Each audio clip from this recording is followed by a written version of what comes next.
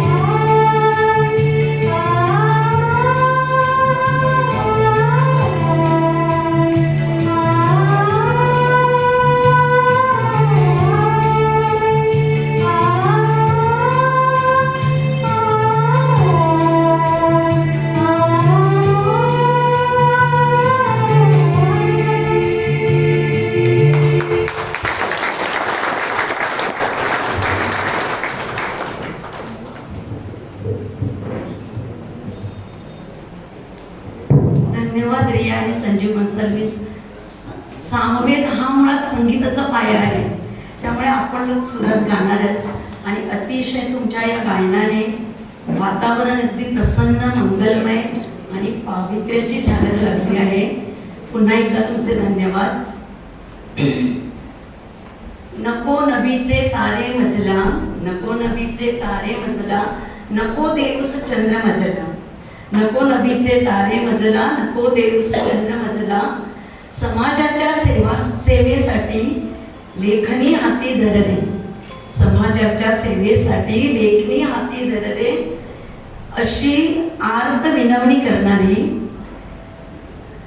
John Gonsalves यांची अर्धांगिनी, जिने लेखनीचा हट्ट धरला.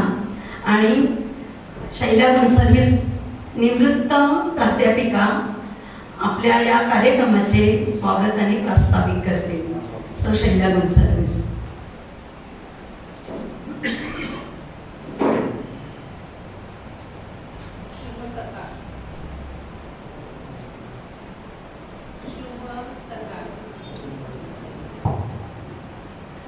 Good morning. आजच्या कार्यक्रमासाठी अध्यक्ष म्हणून लाभलेले मॉन्सिनियर फादर फ्रान्सिस कोरिया, ख्रिस्ती साहित्य सांवेदी ख्रिस्ती साहित्य पुस्तकाचे लेखक, महाराष्ट्र भ्रमंती करून चर्चमधील घंटा ज्या हिंदू देवळामध्ये आहेत त्यावर संशोधन करून पुस्तक लिहिणारे उत्तम प्रवचनकार, इतिहास संशोधक, सहस्र चंद्र दर्शन सोहळा अनुभवलेले असताना देखील त्यांची काम करण्याची पद्धत म्हणजे कविवर्य अनिलांच्या शब्दात नजून मी अजून यौवनात मी तंग जीवनात मी. आणि माझ्या पतीच्या लेखनासाठी त्यांना सतत पाठिंबा देणारे फादर फ्रान्सिस कोरिया आज या कार्यक्रमासाठी आम्ही आपलं स्वागत करत आहोत आणि एक ग्रंथभेट आणि पुष्पराज देत आहोत, त्याचा आपण स्वीकार करावा. ग्रंथभेट आणि पुष्पराज देतील रेजिना गोन्साल्विस.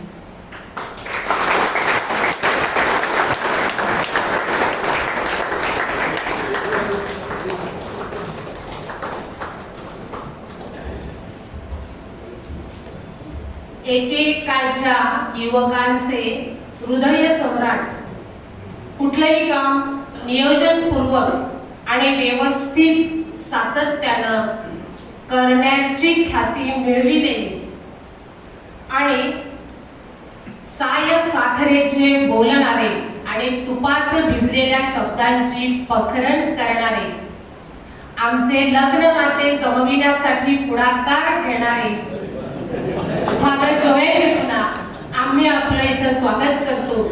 आणि ग्रंथभेट आणि पुष्पराज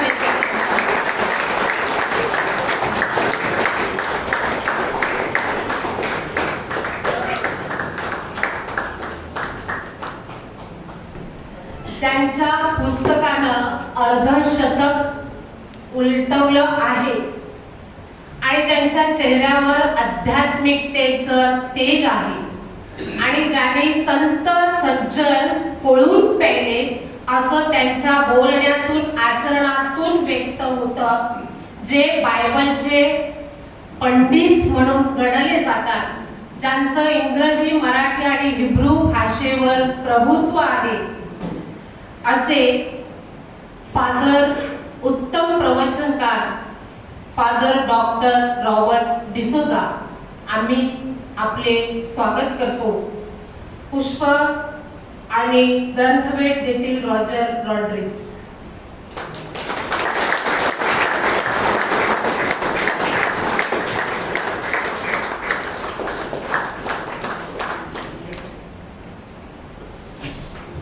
कुमार केतकर, दिनकर गांगल, अरुण साधू यांच्या पठडीत घडलेलं व्यक्तिमत्व आणि जे ग्रंथाली प्रकाशनाचे विश्वस्त नव्हे सर्व आहेत असे उपक्रमशील श्री सुदेश हिंगलाजपूरकर आम्ही आपलं या ठिकाणी स्वागत करतो आणि एक पुष्पराग आणि ग्रंथभेट देत आहोत, त्याचा आपण स्वीकार करावा.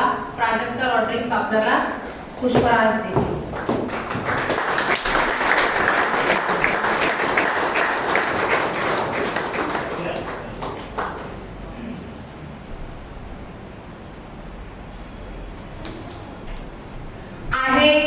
हा मी असा आहे अशा वृत्तीचे उमराळा धर्मग्रामाची आध्यात्मिक कावड आपल्या खांद्यावर घेणारे फादर डॉक्टर अनिल गोन्साल्विस यांचंही या ठिकाणी स्वागत आहे आणि आम्ही एक पुष्पराज आणि ग्रंथभेट देत आहोत, त्याचा त्याने स्वीकार करावा. पुष्पराज देतील अल्बिना गोन्साल्विस.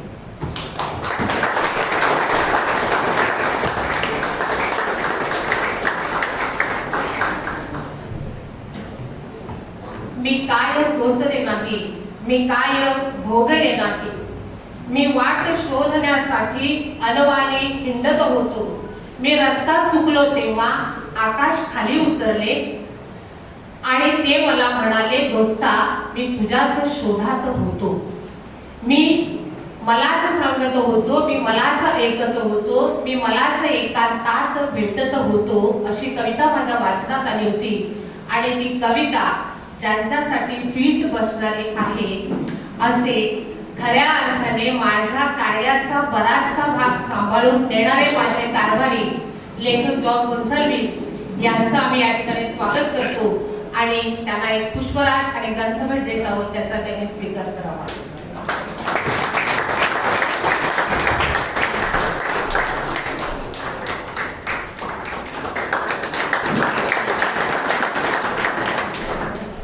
ग्रंथाली प्रकाशनाच्या उपक्रम संयोजिका त्यांचंही या ठिकाणी हार्दिक स्वागत आहे. सिमरन गोन्साल्विस त्यांना पुष्पराज देतील.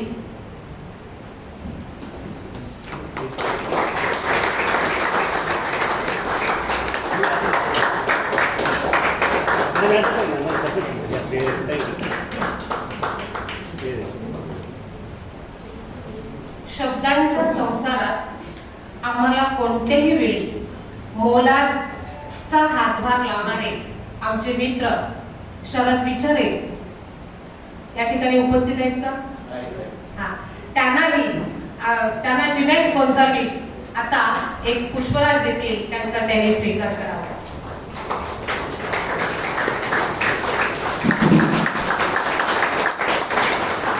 या ठिकाणी आमचे नातेवाईक, मित्र परिवार, शेजारी, आप्तस्वकीय, गावकरी आपण सर्व आमच्या विनंतीला मान देऊन आलात. आपणा सर्वांचे या ठिकाणी हार्दिक हार्दिक स्वागत आहे. पुस्तक म्हणजे दिशादर्शक, पुस्तक म्हणजे गुरु. पुस्तकं माणसाला प्रगल्भ बनवितात, पुस्तकं माणसाला अंधारातून प्रकाशाकडे नेतात. असं हे पुस्तक म्हणजे साधू संत सज्जनांचा सहवास घडवितात आणि त्याची अनुभूती आलेले जॉन गोन्साल्विस यांच्या ज्याच्या हाती पुस्तक, या पुस्तकाचा प्रकाशन सोहळा आज या ठिकाणी आहे म्हणून आपण सर्व जमलेलो आहोत. पुस्तकाने माणसाच्या व्यक्तिमत्वाला आकार द्यावा. ज्ञानेश्वराने आपल्या ज्ञानेश्वरीमध्ये असं म्हटलेलं आहे की हे सारस्वत माझी ज्ञानेश्वरी म्हणजे सारस्वताचं झाड आहे आणि सारस्वताचं झाड मी तुमच्या अंगणात लावलेलं आहे. त्याला खतपणी घाला, त्यांची निगराणी करा, मग ते फुलेल, फळेल, बहरेल आणि त्याच्या सावलीचा आस्वाद तुम्हाला घेता येईल. तेव्हा त्या ज्ञानेश्वराच्या ज्ञानेश्वरीतील महासागरातील एक बिंदू म्हणजे ज्याच्या हाती पुस्तक हा एक ग्रंथ आहे.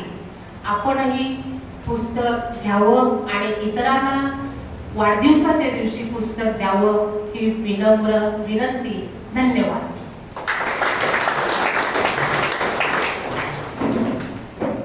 धन्यवाद शैला गोन्साल्विस. ओळखीची ओळख ही तीच इतक्या सुंदर रीतीने करून दिली आहे की शब्दातीत.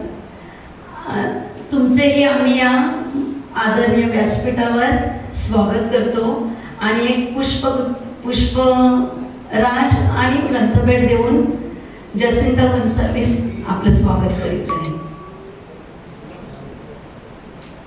जसिंता गोन्साल्विस.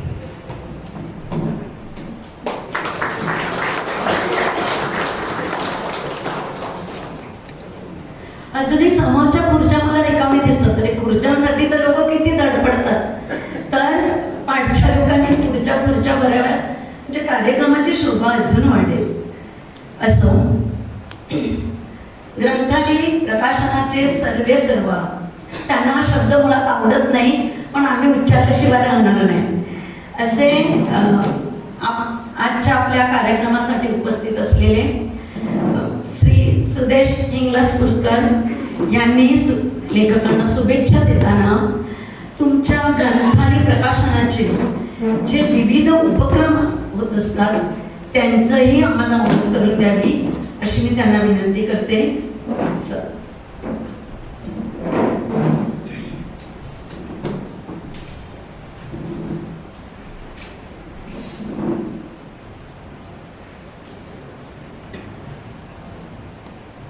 व्यासपीठावर मान्यवर रसिक होतो. मी आपल्या सर्वांचं ग्रंथालयामध्ये मी स्वागत करतो. जॉन गोन्साल्विस लिखित ज्यांच्या हाती पुस्तक या पुस्तकाचे प्रकाशन मान्यवर डॉक्टर रॉबर्ट डिसोजा, फ्रान्सिस कोरिया, अनिल गोन्साल्विस,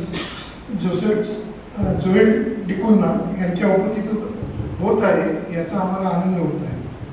आजची उत्सवमूर्ती जॉन गोन्साल्विस यांचे ज्यांच्या हाती पुस्तक हा सांस्कृतिक ठेवा मराठी साहित्याची श्रीमंती सिद्ध करणारा मूल्यात्मक दस्तावेज आहे. ख्रिश्चन धर्मीय नागरिक मराठी माती व संस्कृतीशी किती एकरूप होऊ शकतात याची सुंदर साक्ष देतात. हे पुस्तकाचं पूर्ण महात्म्य सांगणारं हे पुस्तक आहे. बाकी ही सगळी मान्यवर मंडळी बोलतील, मी काही खूप एवढा मोठं वक्ता नाही किंवा त्या साहित्यातला जाणकार नाही. मी सेवक चांगला आहे. म्हणजे सेवकात जर नंबर लावायचा साहित्याची सेवा करण्यात तर नक्की मला पहिलं नंबर लागेल हे मी तुम्हाला नक्की सांगतो. हे माझं खरं काम आहे. आता मी तुमच्याशी पुढचा जो सगळा संवाद साधणार आहे तो ग्रंथालय काय करते आपल्याला कळावं आणि तुम्ही समजून घ्यावं आणि वाचक म्हणून या चळवळीत तुम्ही समाविष्ट व्हावं त्यासाठी सगळं बोलणार आहे. मगाचपासून सगळेजण म्हणतात की तुम्ही सर्व असं काही संस्थेत नसतं. संस्थेत विविध मंडळी काम करत असतात आणि त्यातनं संस्था चालते. त्यात माझा चेहरा तर समोर दिसतो म्हणून मला सगळेजण सर्व म्हणतात. एवढंच काय त्याच्यावरती हे आहे. तर ग्रंथालयाचं आमचं हे 47वं वर्ष आहे. या 47 वर्षात आम्ही 1200हून अधिक पुस्तकं प्रकाशित केलेली आहेत आणि त्याची आनंदाची गोष्ट अशी आहे की 800 पुस्तकं जी पुस्तकं आम्ही प्रकाशित केली आहेत ते लेखकांचं पहिलं पुस्तक होतं. म्हणजे 1200 800 पुस्तकं हे त्यातलं लेखकाचं पहिलं पुस्तक. मला असं वाटतं की जगभरात असं उदाहरण कुठेही आहे. आणि दुसरी अजून एक चांगली आनंदाची बातमी म्हणजे 25 पुस्तकं ही आम्ही वसई विरारमधल्या लेखकांची केलेली. जास्त आनंद आहे. म्हणजे गेल्या 2 वर्षात आमच्या या 2 पुस्तकांना पुरस्कार मिळाला.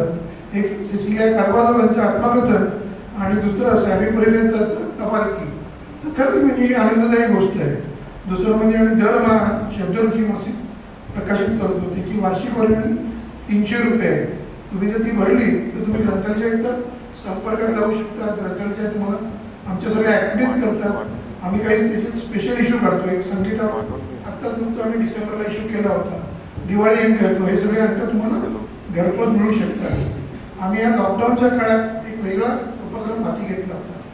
ग्रंथालयाने स्वतःचं एक यूट्यूब चॅनल ग्रंथालय वॉच म्हणून ते आम्ही सुरू केलं. कारण लॉकडाऊन होतं, आपण सगळे घरात होतो. काहीतरी साहित्यिक ॲक्टिव्हिटीज घडल्या पाहिजे अशा हेतूने आम्ही असा उपक्रम सुरू केला. साहित्याच्या पारावर त्यात 2 लेखक असतात आणि 2 वाचक असतात. लेखक आपल्या पुस्तकाबद्दल बोलतो आणि वाचकाने ते पुस्तक वाचलेलं असतं तो त्याबद्दल बोलतो. याचे आम्ही एकूण 70 भाग केलेले आहेत आणि 70च्या 70 भाग आमच्या यूट्यूब चॅनलवरती आहे. तुम्ही ते बघू शकता. दुसरा आमचा जो उपक्रम आहे तो म्हणजे ग्लोबल साहित्य सफर. डॉक्टर राजीव श्रीखंडे आहे ते सादर करतात. याच्यात काय करतो आम्ही, तुम्हाला माहिती असेल आता एकेकाळी जो जागतिक सिनेमा होता तो आपल्याला बघायला मिळत नव्हता. त्यावेळी टीव्हीवर अशी इतर माध्यमं काही नव्हती. तर अशा वेळी ज्या फिल्म सोसायटी निर्माण झाल्या होत्या वेगवेगळ्या भारतभर, त्यांनी जगातला चांगला सिनेमा आणला, त्याला सबटायटलिंग केलेलं असायचं, तो सिनेमा आपण बघू शकत होतो. आता असं मला वाटतं की जी पुस्तकं विविध भाषांमध्ये लिहिली जातात किंवा अन्य देशांची प्रकाशित होतात, त्यातलं जे चांगलं क्लासिक साहित्य आहे ते मराठी मुलांना, कारण आता शिक्षणाचं जे प्रमाण सगळं जे वाढलेलं आहे आणि मराठी जे जास्त वाचलं जातं ते ग्रामीण भागात जास्त वाचलं जातं. तर त्या मुलांना जर आपण याच्या चांगली जी क्लासिक्स आहेत जगातली त्याची जर मराठीतनं ओळख करून दिली तर ती मुलं नंतर त्या पुस्तकाकडे येऊ शकतील आणि ती पुस्तकं वाचतील. या हेतूने आम्ही तो उपक्रम सुरू केलेला आहे. त्याचेही 20 भाग आमच्या या यूट्यूब चॅनलवरती आहे. तिसरा आमचा जो उपक्रम आहे तो लोकल महिला म्हणून, त्यात आम्ही काय केलेलं आहे, ज्या स्त्री लेखिका सगळ्या आहेत जगभरातल्या त्यांच्या पुस्तकांची ओळख आणि त्यांची ओळख ही आम्ही करून दिलेली आहे. आणि ही सगळी ओळख कोण करून देतात, तर संजीवनी खेर ज्या लोकप्रभेला उपसंपादिका होत्या त्या ते सगळं ते करून देतात. दुसरं अजून एक आम्ही महाराष्ट्राला 1.5 वर्षापूर्वी आता 60 वर्ष पूर्ण झाली, त्यावेळी एक मोठा आम्ही एक प्रोजेक्ट हाती घेतलेला होता. त्याचा काय मी मोठा एक कार्यक्रम वगैरे काही करू शकलो नाही, पण आम्ही त्यातनं एक 3 पुस्तकं तयार केलेली आहेत. एक म्हणजे महाराष्ट्राने विज्ञानात काय प्रगती केलेली आहे, तर त्याचं आम्ही एक पुस्तक केलेलं आहे आणि ते आम्ही काकोडकरांच्या हस्ते रिलीज केलं होतं. त्या पुस्तकाचं नाव आहे विज्ञान तंत्रज्ञानातील हीरक महोत्सवी महाराष्ट्र म्हणून. ते मी ते बाहेर मांडलेलं आहे. तसंच भाषेबद्दल मराठीत काय काम झालं आहे गेल्या 60 वर्षात त्याचं आम्ही पुस्तक केलेलं आहे, तयार झालेलं आहे. गुढीपाडव्याला त्याचं प्रकाशन होईल. त्याचं संपादन आहे ते श्रीपाद भालचंद्र जोशी आणि अजय देशपांडे यांनी केलेलं आहे. आणि तिसरं जे पुस्तक आहे ते म्हणजे मोहरा महाराष्ट्राचा सांस्कृतिक आणि सामाजिक काय कामं झालेली आहे त्याचा आढावा घेणारे पुस्तक आहे. त्याचं संपादन जे आहे ते रमेश अंधारे यांनी केलेलं आहे. बाकी आम्ही वेगवेगळे उपक्रम काय करतो, तर बलुतर आम्ही जे आमचं पहिलं आत्मकथन दलित आत्मकथन होतं, या पुस्तकाला 40 वर्ष पूर्ण झाली 3 वर्षापूर्वी. त्यावेळी आम्ही बलुतर या पुस्तकाच्या नावाने पुरस्कार सुरू केला. जनरली कोणाच्या तरी व्यक्तीच्या नावाने संस्थेच्या नावाने पुरस्कार दिला जातो. ग्रंथालयाने असं पहिला पॉईंट टाकला की पुस्तकाच्या नावाने पुरस्कार सुरू केला. तो जे दलित वाङ्मयाचे चांगलं पुस्तक येतं त्या वर्षातलं त्याला एक 15,000 रुपयाचा आम्ही पुरस्कार देतो आणि एक गोधडी भेट दिली जाते. असं त्या पुरस्काराचं स्वरूप आहे.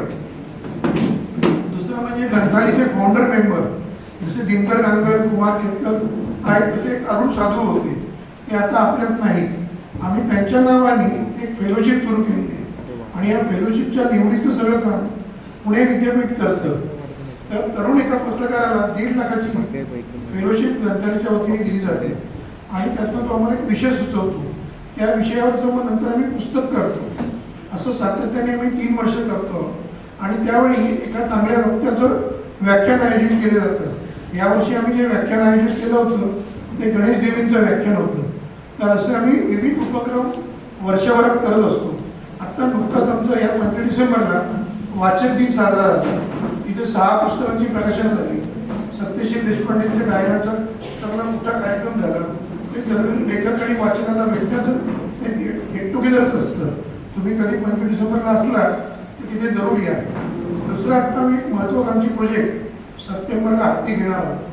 ग्रंथालयाची छाप महाराष्ट्रावर कशी पडली, तर ग्रंथालयाने 82 साली ग्रंथयात्रा काढली होती आणि ती ज्यावेळी आम्ही ग्रंथयात्रा काढलेली होती त्यावेळी आम्ही काय केलं होतं, एक ऑटो रायडर्स नावाची एकमेव ट्रॅव्हलिंग कंपनी होती, तिचं वरळीला ऑफिस होतं, तिची आम्ही बस केली होती आणि त्या बसमध्ये लेखक आणि सर्व प्रकाशकांची पुस्तकं प्रत्येक जिल्ह्यात जात त्याची सांगता आम्ही पुण्यामध्ये केली होती. निळकंठ प्रकाशन म्हणून होतं, जी नाटकाची पुस्तकं काढायची, त्यांच्या दुकानापासून तर ते आपल्या सभागृहापर्यंत ती यात्रेची आम्ही तिथे सांगता केलेली होती. त्या यात्रेत कोण कोण सामील झाले होते, तर बाबासाहेब पुरंदरे हे घोड्यावरून आलेले होते, सतीश आळेकर होता, जब्बार पटेल होता, अशी विविध मंडळी. बघताय काय सामील व्हा अशी माणसांना सांगत होती आणि वाचाल तर वाचाल अशी स्लोगन होती. आणि दुसरं मला हे पुस्तक वाचताना एक आठवण झाली होती. या आठवण झाली ती अशी की या यात्रेच्या निमित्ताने वासंती मुजुमदारांनी कविता लिहिली होती आणि त्या कवितेचा उल्लेख त्यांनी आपल्या पुस्तकात केलेला आहे. चल उचल पुस्तक इथे झुकव मस्तक, जुन्या ग्रंथांमधून नव्या ग्रंथांमधून उद्या पिकेल ज्ञान चरण, तुला ज्ञानेश्वरांची आण. ही कविता त्यांनी ते यात्रेसाठी वाचलेली लिहिलेली होती. नंतर ती त्यांच्या कविता संग्रहात आली. तर अशा ग्रंथांनी विविध उपक्रम करते. वाचक आणि लेखकांमुळे ती चालू आहे. 3 वर्षांनी ती आपली 50वी मोठी साजरी करणार आहे. तर त्यावेळी एक मोठं गेट टुगेदर शिवाजी पार्कच्या मैदानावर घेण्याचा ग्रंथालयाचा मानस आहे. आम्ही सर्व लेखकांना तिथे बोलवणार आहोत. जर वाचक असतील तर लेखकाला महत्त्व राहते, वाचक नसेल तर लेखक नुसता नाही. फक्त मी या पुस्तकानिमित्ताने एक सांगणार आहे. मग अशी मी गोंसावी सरांची बोलत होतो त्यांना मी म्हणत होतो की ती त्या काळाची गरज होती म्हणून पुस्तक एक माध्यम होतं, त्यातनं लिहिलं जायचं. तर आता तसं काही राहणार नाही. लेखक लिहिणार आहे तो विविध माध्यमातून व्यक्त होईल. कधी सिनेमाचे असेल, कधी नुसतीच ही आवृत्ती काढेल, ती प्रकाशित करेल. तर माझं म्हणणं की त्यांनी कुठल्या माध्यमातून लिहिलंय त्या माध्यमात जाऊन आपण वाचलं पाहिजे. असा जर आपण आग्रह धरला की पुस्तकं येईल तर तसं आता पुढच्या काळात घडेल असं मला तरी 5 वर्षांनी वाटत नाही. माध्यमही बदलणार आहे. तिथून लिखाण तुमच्याकडे वाचण्याकडे येईल. ते तुम्ही वाचत राहा. एवढं बोलून मी माझं मनोगत थांबवतो. धन्यवाद. धन्यवाद सर. पुरस्कारही मिळतात. धन्यवाद. ग्रंथालयाच्या औदार्याबद्दल धन्यवाद. कार्यबाहुल्यामुळे आमचे लाडके फादर डॉक्टर अनिल गोन्साल्विस हे थांबू शकत नाही पूर्ण वेळ कार्यक्रमाला. त्यांना इतरही मीटिंग्स आहेत म्हणून मी कार्यक्रमात थोडासा बदल करते आणि त्यांना शुभेच्छा देण्यासाठी सांगते. फादर अनिल गोन्साल्विस.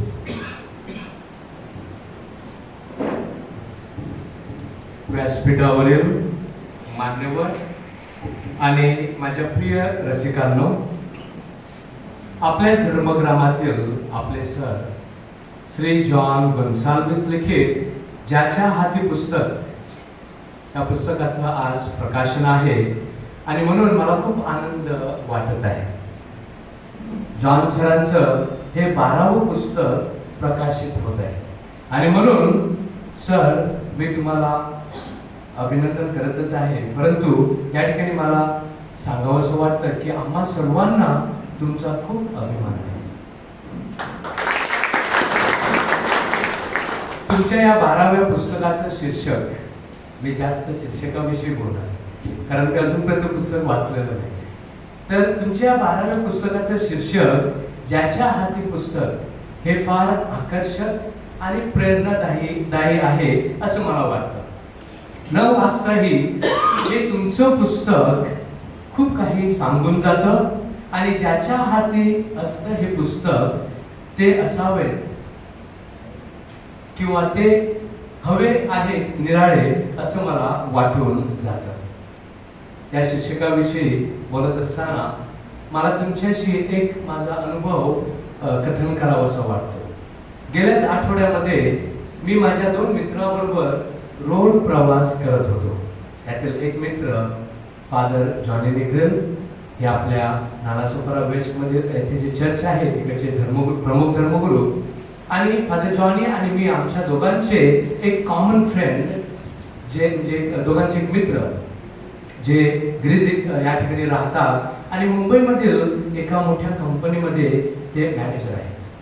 आमच्या प्रवासामध्ये हा मित्र त्याच्या बॉसची खूप वाहवा करत होता, त्याची खूप स्तुती करत होता.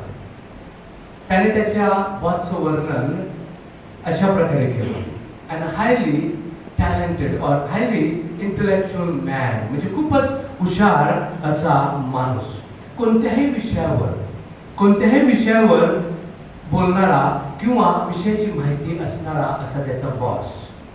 मग राजकारण, खेळ, टेक्नॉलॉजी, सायन्स किंवा धर्म, रिलिजन.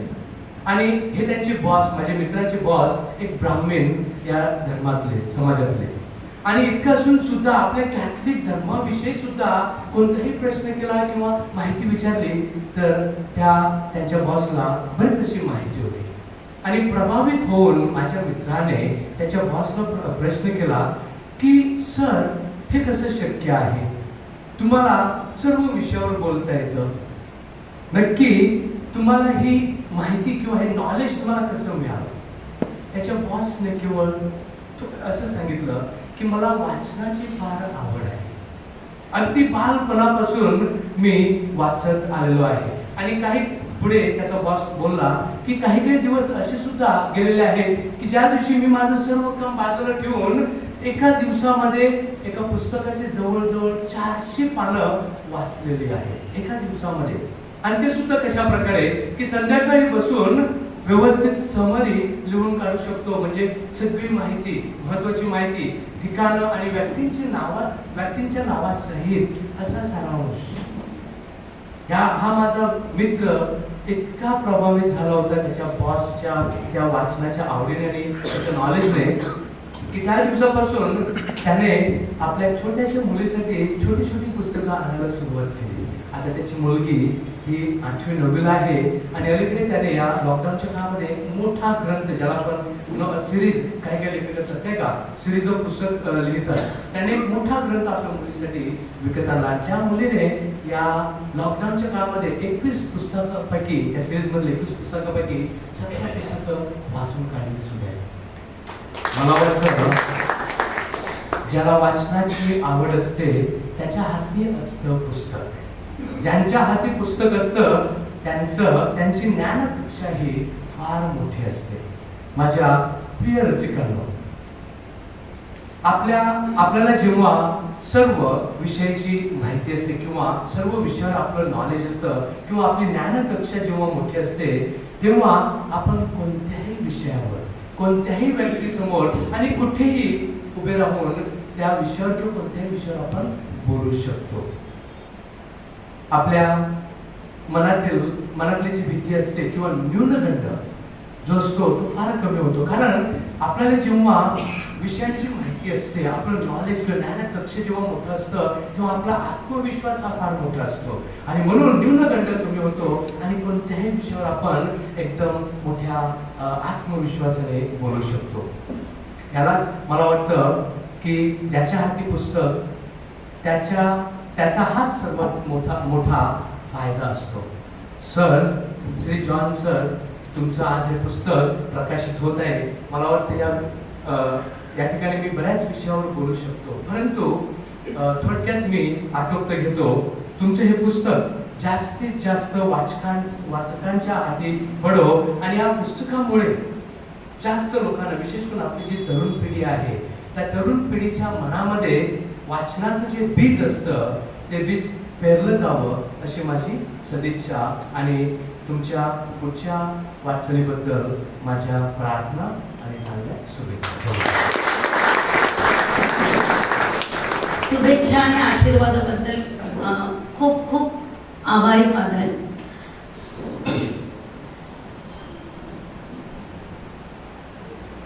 अखिल भारतीय 94व्या मराठी साहित्य संमेलनाचे अध्यक्ष, आपल्या पूर्ण वसई धर्मप्रांतांचे सर्व जनतेचे आवडते लाडके ज्येष्ठ थोर साहित्यिक विचारवंत, हरित वसईचाच हट्ट न धरता वसईच हिरवी नको तर वसईतल्या लोकांच्या मनातलं हिरवे पण जपणारे फादर फ्रान्सिस डिब्रिटो प्रकृती अस्वास्थ्यामुळे आपल्यामध्ये इथे हजर नाहीये, परंतु त्यांनी जॉन गोन्साल्विस यांच्यासाठी संदेश पाठवलेला आहे. त्या संदेशाचे वाचन करतायत आपलेच भाऊ विल्यम गोन्साल्विस.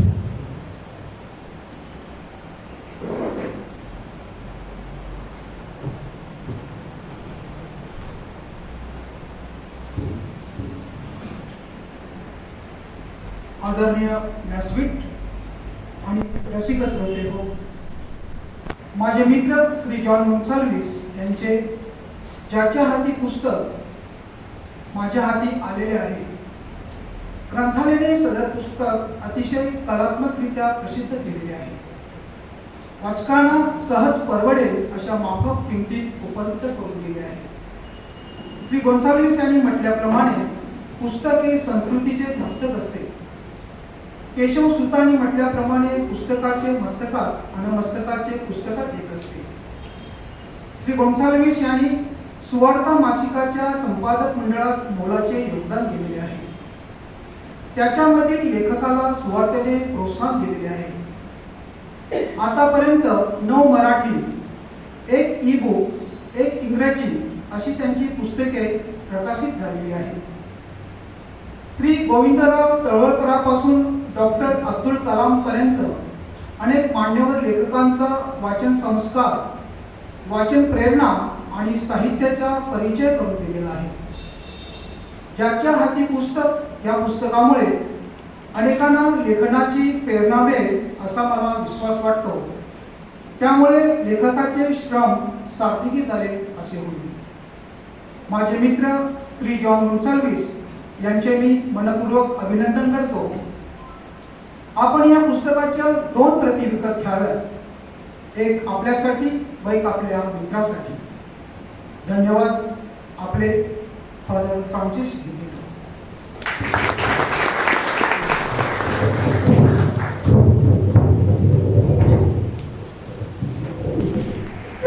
धन्यवाद विल्यम गोन्साल्विस आणि फादरांना खूप खूप धन्यवाद.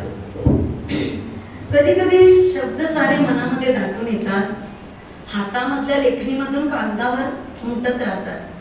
पुस्तकांच्या पावलांनी माझ्या घरी अक्षरे आली, शब्द आले.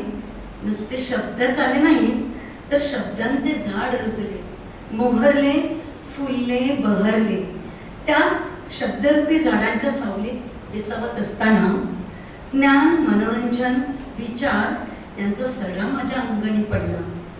अशी मनोधारणा असलेले लेखक जॉन गोन्साल्विस यांच्या ज्याच्या हाती पुस्तक या ग्रंथालय प्रकाशित पुस्तकाचे प्रकाशन मॉन्सिनियर आदरणीय फादर फ्रान्सिस कोरिया व स्टेजवरील मान्यवरांनी सर्व रसिक श्रोत्यांच्या उपस्थितीत करावे अशी प्रेमळ विनंती मी त्यांना करीत आहे.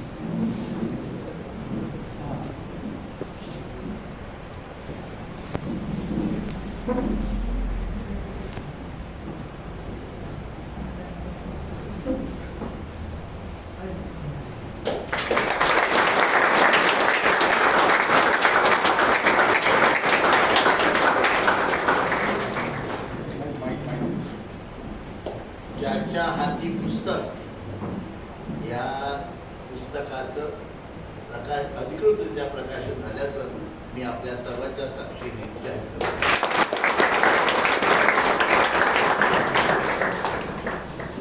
जेथे जातो तेथे ग्रंथ हेच सांगते, चालविती हाती धरोनिया, ग्रंथ गुरुजन सोयरे सज्जन, मित्र बंधुजन सर्व काळ. आपल्या सोबतीला आत्ताच प्रकाशित झालेले ग्रंथालय प्रकाशित ज्याच्या हाती पुस्तक हे जॉन गोन्साल्विस लिखित नवीन पुस्तक आपल्या घरी येत आहे. मोकळ्या हाताने जाऊ नका. प्रत्येकाच्या हातात पुस्तक असू द्या. पुस्तक 200 पृष्ठांचे आहे. खरं तर किंमत 200 रुपये आहे. मात्र ग्रंथालय प्रकाशक आपल्या उदारतेसाठी, औदार्यासाठी खूप मशहूर आहे. त्यांनी हे पुस्तक रसिक वाचकांना फक्त 150 रुपयात उपलब्ध करून दिले आहे. पुन्हा एकदा ग्रंथालय प्रकाशनाचे आम्ही आभार मानतो. तुम्ही आमच्यावर असलेलं प्रेम असं सदोदित दाखवत जा आणि अजूनही पुढे असेच हिरे निवडत जा ही एक प्रेमळ विनंती. तर त्यांच्या औदार्याचा लाभ आपण घेऊया आणि जाताना मोकळ्या हाताने जाऊ नका. आपले व्हॉलंटियर्स तुमच्या जागी येतील, त्यांना नाराज करू नका. ज्यांच्या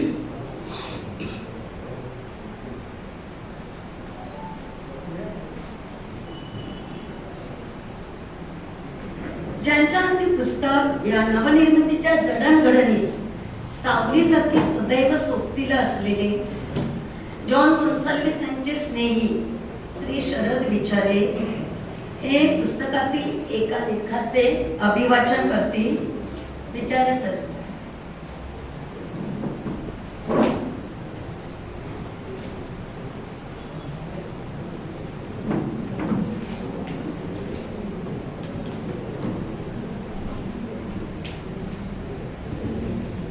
सन्माननीय व्यासपीठ आणि उपस्थित सर्व मित्र, या पुस्तकात ज्या पुस्तकाचं प्रकाशन झालेलं आहे त्याच्याबद्दल सुद्धा आपल्या मनामध्ये असेलच, आणि पुस्तक काय आहे त्याबद्दल इथे मान्यवर बोलणार आहेत. पुस्तकाविषयी काहीही न बोलता या पुस्तकातील एक छोटंसं प्रकरण मी आपल्यापुढे सादर करीत आहे, त्याच्यावरून या पुस्तकाची साधारण ओळख किंवा कल्पना आपल्याला येईल. या पुस्तकाचं 26वं एक प्रकरण आहे, ग्रंथ आमचे साथी, ग्रंथ आमचे हाती. साहित्य सोनियाची या खाणी, उघडवी देशी चिया क्षोणी, विवेकवल्लीची लावणी हो देई श्रींध. या शब्दात ज्ञानेश्वर माऊलींनी साहित्याचे वर्णन केलेले आहे. जीवन समृद्ध संपन्न करण्यासाठी साहित्याचे वाचन हाच एक उपाय आहे. कोणी ग्रंथाला गुरु मानतात, कोणी ग्रंथाला ज्ञानकुंभ मानतात, कोणी ग्रंथाला आनंद निधान समजतात, कोणी ग्रंथाला देवदूत समजतात, तर कोणी ग्रंथाला पवित्र ठेवा म्हणतात. मिल्टन हा महाकवी पुस्तकाला life blood of the master spirit म्हणतो. मला मात्र ग्रंथ हे मित्र म्हणजे मितवा म्हणजेच फ्रेंड, फिलॉसॉफर व गाईड म्हणतात. नव्हे, तेच मी आजपर्यंत अनुभवित आहे. पुस्तकातल्या दुनियेची वाट निवडली आणि जीवन अधिक सुखमय, आनंदमय, शांतिमय, ज्ञानमय, संतोषमय झाले. पुस्तकाची मैत्री हीच माझ्या पिंडाला पोषक अशी होती असं आज तरी वाटते. जसजशी पुस्तके वाचत गेलो तसतशी त्यांच्याशी जवळीक, आपुलकी, सलगी वाढत गेली. एखाद्या मित्राशी वाढावी तशी. बाळ सामंत यांनी ग्रंथायन या पुस्तकात लॉर्ड मॅकॉले यांनी आपल्या भाचेला लिहिलेल्या पत्राचा उल्लेख करीत लिहिले आहे. तुला पुस्तके आवडतात हे कळून तर मला तुझ्याबद्दल जास्तच आपुलकी वाटायला लागली आहे. तू माझ्या वयाची जेव्हा होशील तेव्हा तुला कळून चुकेल आपली सारी खेळणी, खाऊ, मित्रमैत्रिणी या साऱ्यांपेक्षा ग्रंथ हेच खरे जवळचे मित्र. पुस्तकांची मित्राशी तुलना केली जाते. तसेच मित्रांच्या संगतीत गप्पा मारत असताना पुस्तकांचा विषय निघाला. एकाने सहज प्रश्न विचारला, आजपर्यंत तू अनेक पुस्तके वाचली अशी, वाचतही आहेस, निदान तुझ्या या मित्रांची नावे नको पण संख्या सांगशील का? मित्राच्या या प्रश्नाने मी अवाक झालो. खरंच आजपर्यंत आपण किती पुस्तके वाचली असतील? थोडा वेळ मी अंतर्मुख झालो आणि लगेच मला श्रीबा जोशी यांनी सांगितलेली सुफी अवलियाची कथा आठवली. हातात तस्बीह म्हणजे जपमाळ मोजत अल्लाची 99 नावे जपत एक फकीर नदीकाठी भटकत होते. झाडाच्या आडोशाला कुणी प्रणयी युगुल प्रेमकुंजनात दंग होते. प्रियकर प्रेयसीचे वारंवार चुंबन घेत होता आणि तो म्हणाला, किती झालं ग? 100? तिने लाजत मोजत उत्तर दिले, शिष्य, चुंबन हे कधी मोजायचे असतात का? त्याचा आनंदानुभव घ्यायचा.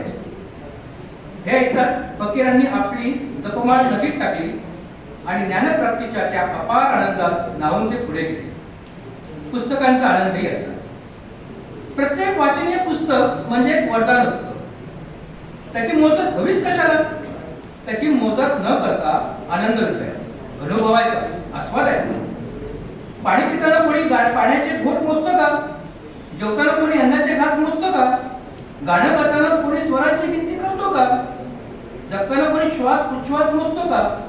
मग वाचलेली पुस्तके कोणी मोजून ठेवतो का? त्याच वेळी माझ्या डोळ्यांसमोर असंख्य मित्र सगळे सोयरे कळवून गेले. पु ल देशपांडे यांचा परोपकारी गंपू अंतू बर्वे, श्रीम माटे यांचा बन्सीधर शेवंता, तामणकरांचा गोट्या, गोनी दांडेकरांचा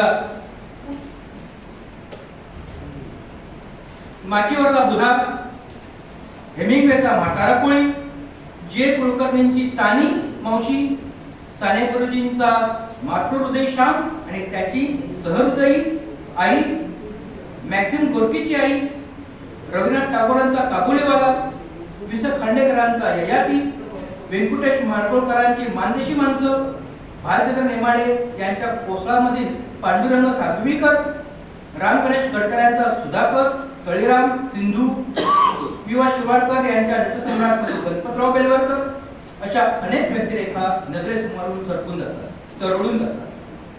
सोयरे सकळजण होऊन जातात. पुस्तकातला गोतावळा खूप काही शिकवून जातो, देऊन जातो, ऋणानुबंधाचे नाते निर्माण होतात. काही मित्र आपल्या आयुष्यात येतात आणि जातात, तर काही मित्र आपल्या जीवनात कायमचे मुक्काम ठोकून राहतात. साथी सोबती सहचर जीवलग होऊन जातात. पुस्तके तशीच असतात. काही पुस्तके तेवढ्या वेळापुरतीच साथ देतात, तर काही पुस्तके जन्मभराचे नाते आपल्याशी जोडतात. एखादे नवे परंतु उत्कृष्ट पुस्तक माझ्या वाचनात आले तर एक नवा मित्र भेटल्याचा आनंद होतो. आणि पूर्वी वाचलेले पुस्तक पुन्हा वाचनात आले तर जुना मित्र पुन्हा भेटल्याचा आनंद होतो. पुस्तक हा माणसाचा अभोल मित्र आहे. तो आपल्याशी प्रत्येक शब्दातून, वाक्यातून, पानापानातून बोलतो. पुस्तक हा कसलीही तक्रार न करणारा मित्र आहे. आपल्या सेवेसाठी हा सदैव 24 तास हजर असतो. पुस्तक हा असा मित्र आहे की तो कधीही फसवत नाही, रागवत नाही, अबोला धरत नाही, वाईट मार्गावर नेत नाही, कोणत्याही अपेक्षा करत नाही. म्हणूनच फ्रान्सिस बेकन म्हणतात, मी माणसांपेक्षा ग्रंथांचाच अधिक अभ्यास केला, कारण ग्रंथ हेच माणसाचे खरेखुरे मित्र आहे. ते तुमची कधीही खोटी स्तुती करणार नाही किंवा व्यर्थ निंदाही करणार नाही. ते तुमच्याशी सदैव प्रामाणिक राहतील आणि तुम्हाला अखंड सोबत. फ्रेंच लेखक विक्टर ह्युगो म्हणतात, books are old but it's true friends. Ernest Hemingway पुस्तकाला जिगरी दोस्त मानतात. ते म्हणतात, there is no friend is loyal as a book. Doctor Anandibai Joshi April 1886 मध्ये शिक्षणासाठी अमेरिकेला गेल्या होत्या. त्यावेळी प्रवासात त्यांचे फार हाल झाले. आपले पती गोपाळरावांना त्यांनी एका पत्रात लिहिले, मी एकच फारच चांगला मित्र निवडला आहे. हा मित्र कोण म्हणाल तर एक ग्रंथ, सिटीझन ऑफ द वर्ल्ड. हा ग्रंथ वाचित असताना मी परदेशात एकटी आहे असं कधीही वाटले नाही. आज आपल्या आधुनिक तंत्रज्ञानाच्या जंजाळात जुना पारंपरिक मित्र हरवून बसलो आहोत. शेवटी कवी गुलजार यांच्या एका कवितेचा विजय पाडळकर यांनी केलेला हा अनुवाद खूप काही सांगतो. मित्रांशिवाय सारा दिवस कसाबसा ढकलला, स्वतःशी अनोळखी असतात, एकाकी उदास. समुद्र किनाऱ्यावर दिवस विझवून मी परत इथेच आलो, निर्मनुष्य रस्त्यावरील रिकाम्या घरात. दरवाजा उघडताच टेबलावर ठेवलेलं पुस्तक हलकेच पानं फटवेत म्हणाले, उशीर केलास मित्रा, धन्यवाद.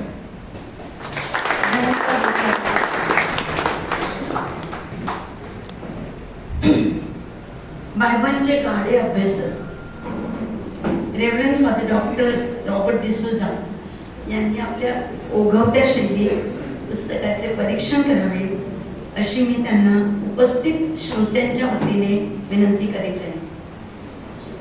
Father Robert D'Souza.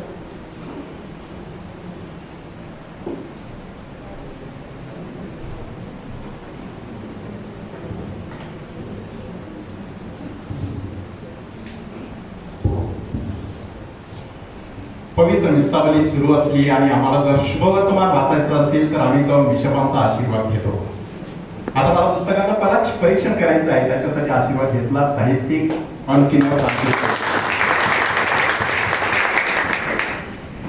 अविलाची संत तेरेसा तिने इंटिरियर कॅसल नावाचा एक ग्रंथ लिहिलेला आहे आणि श गो तुळपुळे यांनी त्याचं राजभवन अशा भाषेमध्ये शब्दामध्ये भाषांतर केलेलं आहे.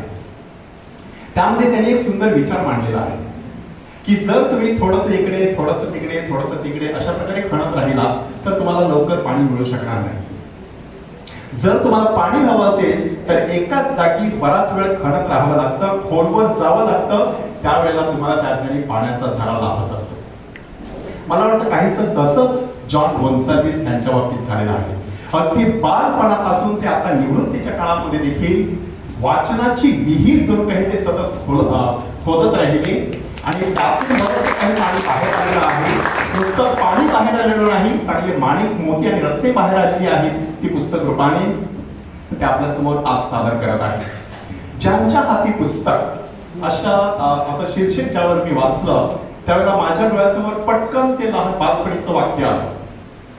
जिच्या हाती पाळण्याची दोरी ती जगास उद्धारी. परंतु हे पुस्तक वाचतावर माझ्या लक्षात आलं, ज्याच्या हाती पुस्तक त्याचं उन्नत मस्तक. आणि हे शब्द माझे नव्हेत बरे का, हे पुस्तकामध्येच आहेत. ह्या पुस्तकाला 89व्या अखिल भारतीय मराठी साहित्य संमेलनाचे अध्यक्ष डॉक्टर श्रीपाद सबनीस यांची मर्मग्राही आणि समर्पक अशी प्रस्तावना लाभलेली आहे. आणि ही डॉक्टर सबनीस यांची 255वी प्रस्तावना आहे. त्यावर तुम्ही समजू शकता काय श्रद्धा अशी प्रस्तावना तुम्ही लिहिली असेल. त्यांनी किती सुंदर म्हटलेलं आहे या पुस्तकाविषयी. मराठी साहित्याची श्रीमंती सिद्ध करणारा मूल्यात्मक दस्तऐवज. एक ख्रिस्ती धर्मीय माणूस मराठी माती आणि संस्कृती ह्यांच्याशी किती एकरूप होऊ शकतो ह्याचं सुंदर असं दर्शन ह्या पुस्तकात घडतं. टाळ्यांचा कडकडाट त्यांच्यासाठी. स्वतः लेखक जॉन गोन्साल्विस आपल्या मनोगतात काय म्हणतात बघा. वाचन हा छंद म्हणून जोपासता तो जीवनाचा अविभाज्य भाग म्हणून कधी झाला कळलंच नाही. आज ग्रंथ वाचन म्हणजे जीवनाचा प्राणवायू बनलेला आहे. नव्हे तो त्याच्या आशेचा, आनंदाचा, स्वप्नाचा, सौख्याचा, शांतीचा, प्रेमाचा आणि ज्ञानाचा पासवर्ड बनलेला आहे. आणि आताच तुम्ही निवेदिकांकडून ऐकलेलं आहे की पुस्तकांच्या पावलांनी अक्षरे माझ्या घरी आली, शब्द आले, त्या शब्दांचे झाड झाले, रुजले, मोहरले, फुलले, बहरले. त्याच शब्दरूपी झाडाच्या सावलीत विसावत असताना ज्ञान, मनोरंजन, विचार ह्यांचा सडा देऊन जीवन आनंदमयी, चैतन्यमयी, प्रेरणादायी बनलेले आहे. मला वाटतं हे पुस्तक म्हणजे एका वाचनप्रेमी लेखकाचं भावगर्भ असं आत्मनिवेदन आहे. बालपणी जेथे शालेय पुस्तके मिळण्याची मारामार, तेथे अवांतर वाचनाचे चोचले कोण पुरवणार अशा प्रकारची परिस्थिती. मात्र घरी खाऊची पुडी किंवा धान्याची कागदी पिशवी रिकामी झाली की त्यावर असलेला छापील मजकूर वाचून वाचनाची भूक त्यांनी भागवलेली आहे. पुढे गावातील अलेक्स मास्तर, झुजा मास्तर, फिलिप मास्तर यांच्या घरी येणारी वर्तमानपत्रे आणि सुवार्ता निरोपासारखी मासिके ते वाचत. त्यानंतर शालेय जीवनात मोठ्या मास्तर सारखे मुख्याध्यापक, मार्शल डिकुणा सारखे वर्ग शिक्षक आणि पंढरीनाथ राऊत गुरुजींसारखे हाडांचे शिक्षक यांच्या विचारांचा पगडा लेखकांच्या मनावर असलेला दिसून येतो. मोठ्या अभिमानाने श्री जॉन गोन्साल्विस म्हणतात, वाचनाची ओढ आणि गोडी वाढली ती नंदाखाल शाळेच्या नंदनवनात. गुरुवर्य श्री पॉल रुमाव सर, कॉलेजमधील श्री एकनाथ घाट सर, स्वर्गवासी रमेश कुबेल सर ह्या सर्वांनी लेखकाचे वाचन प्रेम धगधगते ठेवण्यासाठी खूप मेहनत घेतल्याचं ते नमूद करतात.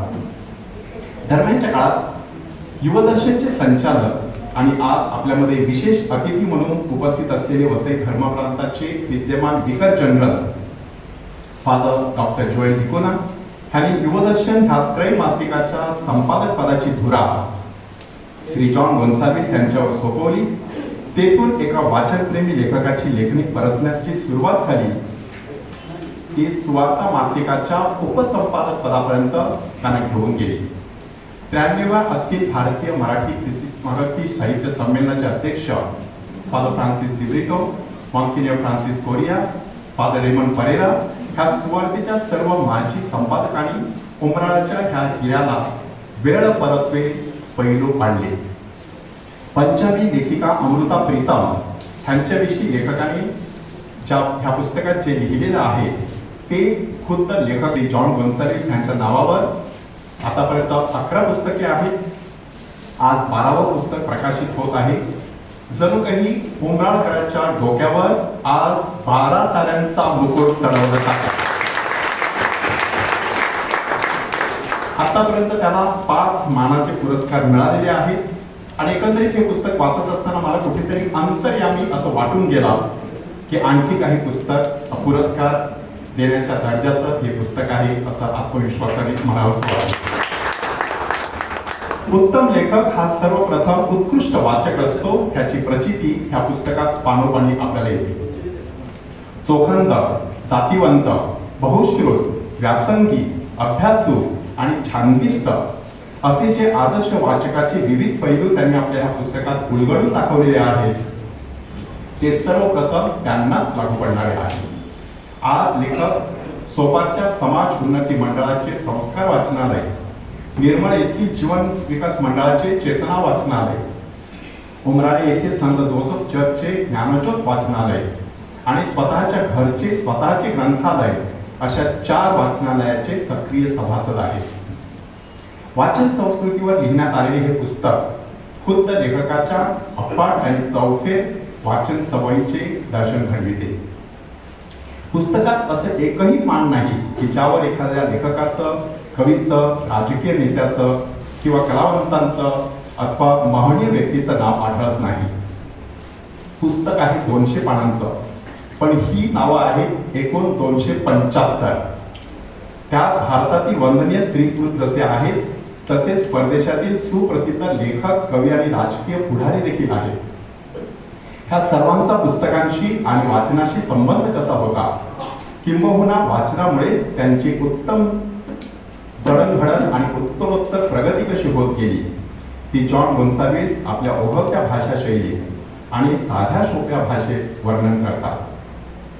इथे ग्रंथालयातच झोपणारा जगातील एकमेव साहित्यिक असे स्वतःला मानणारे आचार्य अत्रे आपल्याला भेटतात. तसेच मृत्यूपूर्वी मला एकदा माझ्या ग्रंथालयात घेऊन चला असे म्हणणारे वॉल्टर स्कॉट देखील भेटतात. दिवसाला 500 ते 700 पाने वाचणारे वॉरन बफे, वयाच्या 18व्या वर्षापासून 45व्या वर्षापर्यंत दिवसाला सरासरी 300 पाने वाचून एकूण 7000 पुस्तकांचा फडशा पाडणारे डॉक्टर गणेश देवी, 42 विद्यापीठातील 22 पदव्या, 28 सुवर्ण पदके, 10 विषयात MA, एकूण 52,000 पुस्तकांचा ग्रंथसंग्रह करणारे राज्यमंत्री श्रीकांत जिचकार ह्यांच्याविषयीची माहिती जशी थक्क करून सोडणारी आहे तशीच ही प्रेरणादायी देखील आहे. गद्यातून लेखक सहज पद्यामध्ये देखील भ्रमंती करताना दिसतात. पुष्कळच्या लेखांचा समारोप गोविंद ग्रस, वासंती मुजुमदार, शंकर वैद्य, प्रतिभा सराफ, शैलेंद्र कुमार त्रिपाठी हिंदी कवी आहेत, Anant Bhave, Nilima Palavankar, HW Longfellow, doctor SR Ranganathan, Asavari Kakade, Nagnath Manjule, Ba Bha Borkar, Shankar Ramani ह्यांच्या कवितांमधील ओळींनी त्यांनी केलेला आहे. ह्या सर्व नावांवरून आपल्या लक्षात आलं असेलच की मराठी व्यतिरिक्त हिंदी, इंग्रजी, परदेशी आणि इतर भारतीय भाषांतील मूळ किंवा भाषांतरित मजकूर लेखकांच्या नजरेतून सुटलेला नाही. वाचन हा मध्यवर्ती विषय नजरेसमोर ठेवून जे 26 लेख श्री जॉन गोन्साल्विस यांनी या पुस्तकात सादर केलेले आहेत त्यांच्यात एक तर्कशुद्ध अनुक्रम तर आहेच, परंतु विषयांची विविधता देखील आहे. वाचनामागची प्रेरणा, वाचनाची ओहोटी, वाचनातून लेखनाकडे, राजकारणी आणि वाचन, कलावंत आणि वाचन, अभंगपणाचे साहित्यिक, सारस्वतांची सामाजिक बांधिलकी स्पष्ट करून सांगितल्यावर लेखक विनोबा भावे, लोकमान्य टिळक, डॉक्टर बाबासाहेब आंबेडकर, पंडित जवाहरलाल नेहरू, गोविंदराव तळवळकर ह्यांच्या ज्ञानोपासनेविषयी दुर्मिळ माहिती आपल्या वाचकांना देतात. पुस्तकांच्या प्रारंभी दिसणारी अर्पण पत्रिका देखील त्यांच्या लेखाचा विषय बनते. सदानंद रेगे यांनी आपले पुस्तक आईला अर्पण करताना काय लिहिलंय बघा. अशी कशी ग तू वेडी सगळ्याच आयांसाठी, किंवा भाग थेर आणि लाल बहादूर शास्त्री यांच्या जीवनावर अमृतपुत्र नावाची जी चरित्रात्मक कादंबरी लिहिलेली आहे तिची ही अर्पण पत्रिका पहा. पतीची अजूनही वाट बघत बसलेल्या पतिव्रतेला श्रीमती ललिताजी शास्त्री यांना समर्पण. ह्या लेखाचा शेवट अंतर्मुख करणारा आहे. ते म्हणतात, शेवटी अर्पण पत्रिका म्हणजे तरी काय, साहित्यिकाच्या मनाच्या वेदीवर उमललेले आणि कृतज्ञतेचा सद्भाव व्यक्त करणारे एक सुंदर फुलच ना. श्री जॉन गोन्साल्विस यांना जे जवळून ओळखतात त्यांना त्यांचा एक स्वभाव विशेष नक्कीच ठाऊक असेल आणि तो त्यांचा स्वभाव विशेष आहे नर्म विनोद.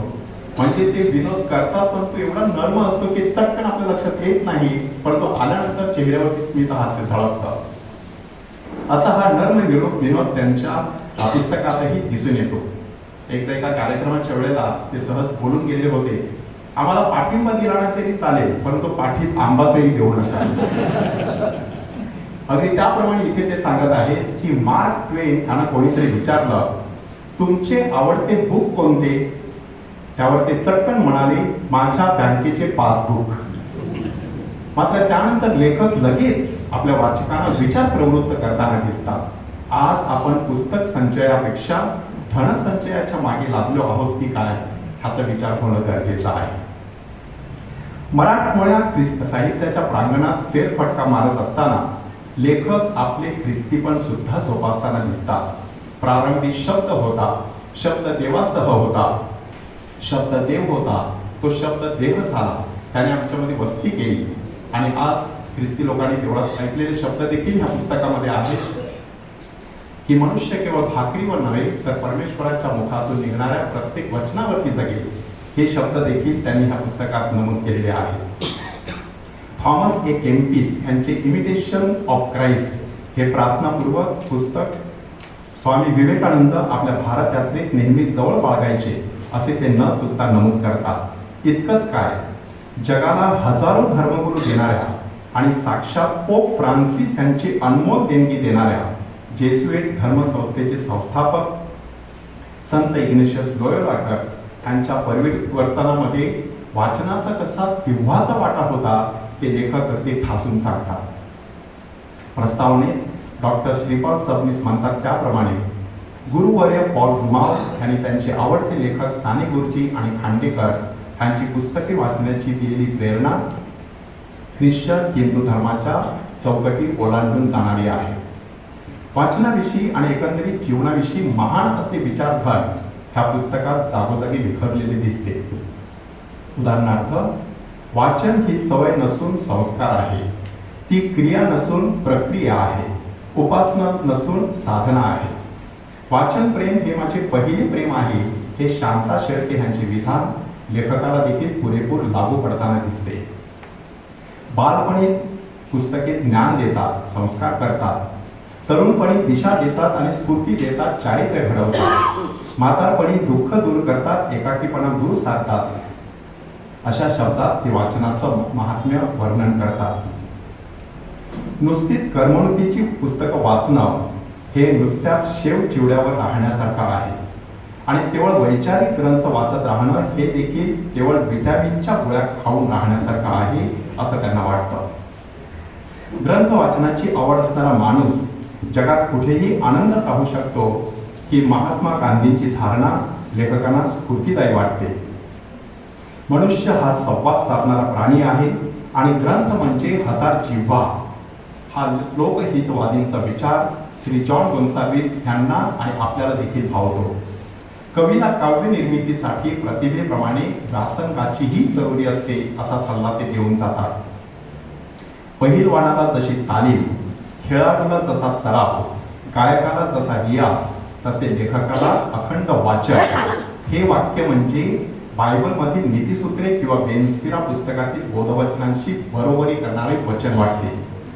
अंगात फाटका शर्ट असलं तरी चालेल, पण हातात नवे कोरी पुस्तक असायला हवे हे डॉक्टर बाबासाहेब आंबेडकरांचे म्हणणे समृद्ध जीवनासाठी वाचनाचे महत्त्व अधोरेखित करणारे आहे असे त्यांना वाटते. ह्या सर्वांचा कळस ते गाठतात तो टिळकांच्या अर्थगर्भ विधानाने. लोकमान्य टिळक म्हणतात, नरकात जरी मला पुस्तके मिळाली तरी तिथेही मी पुस्तकांच्या सहाय्याने स्वर्ग निर्माण करेन. ह्याशिवाय today a reader tomorrow a leader हे मार्गारेट फुलरचे वाक्य एखाद्या महामंत्राला शोभणारे आहे. म्हणूनच थॉमस जेफरसन सारखे विचारवंत म्हणतात, I cannot live without a book.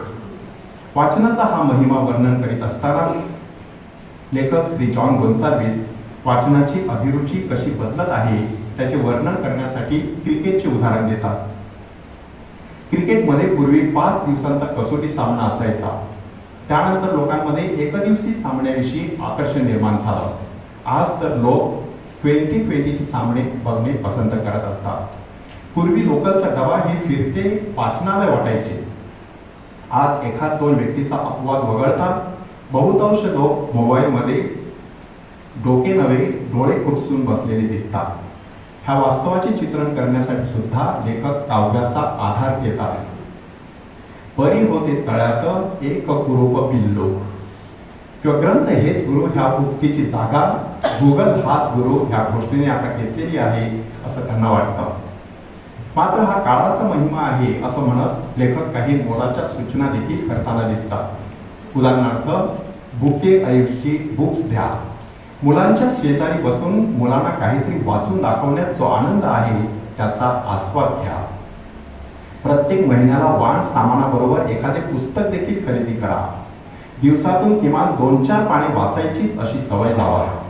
विद्यार्थ्यांचा बुद्ध्यांक आणि भावनांचा उंचावत असताना त्याचा वाचनांक देखील वृद्धिंगत होईल असे उपक्रम राबवा. कमी वाचलं तरी चालेल, परंतु उत्तम आणि भव्य ते घ्यावे ह्या मनोवृत्तीतून पुस्तकांची निवड करा.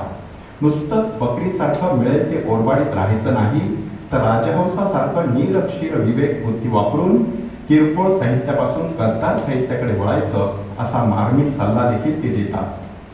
स्वतः लेखक म्हणतात, बॅगेत कदाचित एखाद्या दिवशी पैसे टाकताना मी विसरतो, पण तो पुस्तक किंवा मासिक ठेवायला मात्र मी कधीच विसरत नाही. कवी बाबा बोरकरांच्या भाषेत ते म्हणतात, एका झाडाची ही छाया, एका पुस्तकाची ही माया. शेवटी जाता जाता पोप ग्रेगरी 7वे यांनी सांगितलेली एक कथा आपणासमोर मी नमूद करू इच्छितो. सेर्वोलुस नावाचा एक भिकारी होता. आपल्याला मिळणाऱ्या भिक्षेमधून तो 3 वाटे करायचा. एक वाटा स्वतःसाठी, एक आणखी गरीब असलेल्या भिकाऱ्यासाठी आणि 3ऱ्या वाट्यामधून तो पुस्तके आणायची. त्याची संपूर्ण झोपडी पुस्तकाने भरून गेलेली. मरणाचा क्षण ज्यावेळेला जवळ आला त्यावेळेला त्याने कोणाला तरी खुणेने सांगितलं की एक पुस्तक वाचून दाखवा. आणि ते पुस्तक वाचलं जात असतानाच ह्या भिकाऱ्याची प्राणज्योत मालवली आणि त्यावेळेला त्या झोपडीमध्ये एक आगळाच सुगंध दरवळू लागला. एक वेगळंच तेज त्या ठिकाणी फाकलं. एक वेगळंच संगीत त्या ठिकाणी लोकांना ऐकू येऊ लागलं. एवढी सगळी कथा सांगून झाल्यावर पोप ग्रेगरी 7वे सांगतात की वाचन करणाऱ्या व्यक्तीचा आत्मा नेहमीच स्वर्गात असतो. भारतीय लेखकांनी त्याला ब्रह्मानंद सहोदर आनंद असं म्हटलेलं आहे. एमिली डिकन्सनच्या शब्दात समारोप करताना मी इतकंच म्हणतो, शब्द लिहिला म्हणजे तो निर्जीव झाला असं नाही, त्याच दिवशी त्याचं जगणं सुरू झालं. ज्याच्या हाती पुस्तक, ह्या पुस्तकाचं जगणं आता खऱ्या अर्थाने आत्तापासून सुरू झालेलं आहे. सुंदर अशा साहित्यकृतीबद्दल लेखक श्री जॉन गोन्साल्विस यांचे हार्दिक अभिनंदन करतो आणि ह्या पुढील साहित्यिक प्रवासासाठी हार्दिक शुभेच्छा देतो. धन्यवाद. परीक्षणाची साचीबद्धता सांभाळत अतिशय तेजस्वी आणि तेजोपुंज अशा विचारांनी फादर तुम्ही परीक्षण केलेले आहे. बायबलचा प्रत्येक शब्द म्हणजे एक तत्वज्ञान आहे आणि या तत्वज्ञानाची रुजवात दरमहा सुवार्तेच्या माध्यमातून तुम्ही आमच्यात रुजवत असता. तुमच्या या कार्याला खूप खूप सलाम, खूप खूप धन्यवाद. आता अमृता प्रीतम म्हणतात की किताबें लिखते लिखते मैं तो किताब बन गई.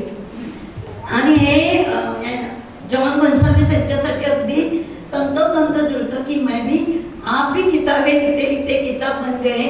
12 पुस्तकं जेमतेम आम्ही वाचली नसतील आणि 12 पुस्तकं तुम्ही लिहिली आहेत. तर हा 12 पुस्तकांचा साहित्य प्रवास कसा घडला हे तुम्ही तुमच्या मनोगतातून आम्हाला सांगा. तर मनोगत व्यक्त करतायत आजचे लेखक जॉन गोन्साल्विस.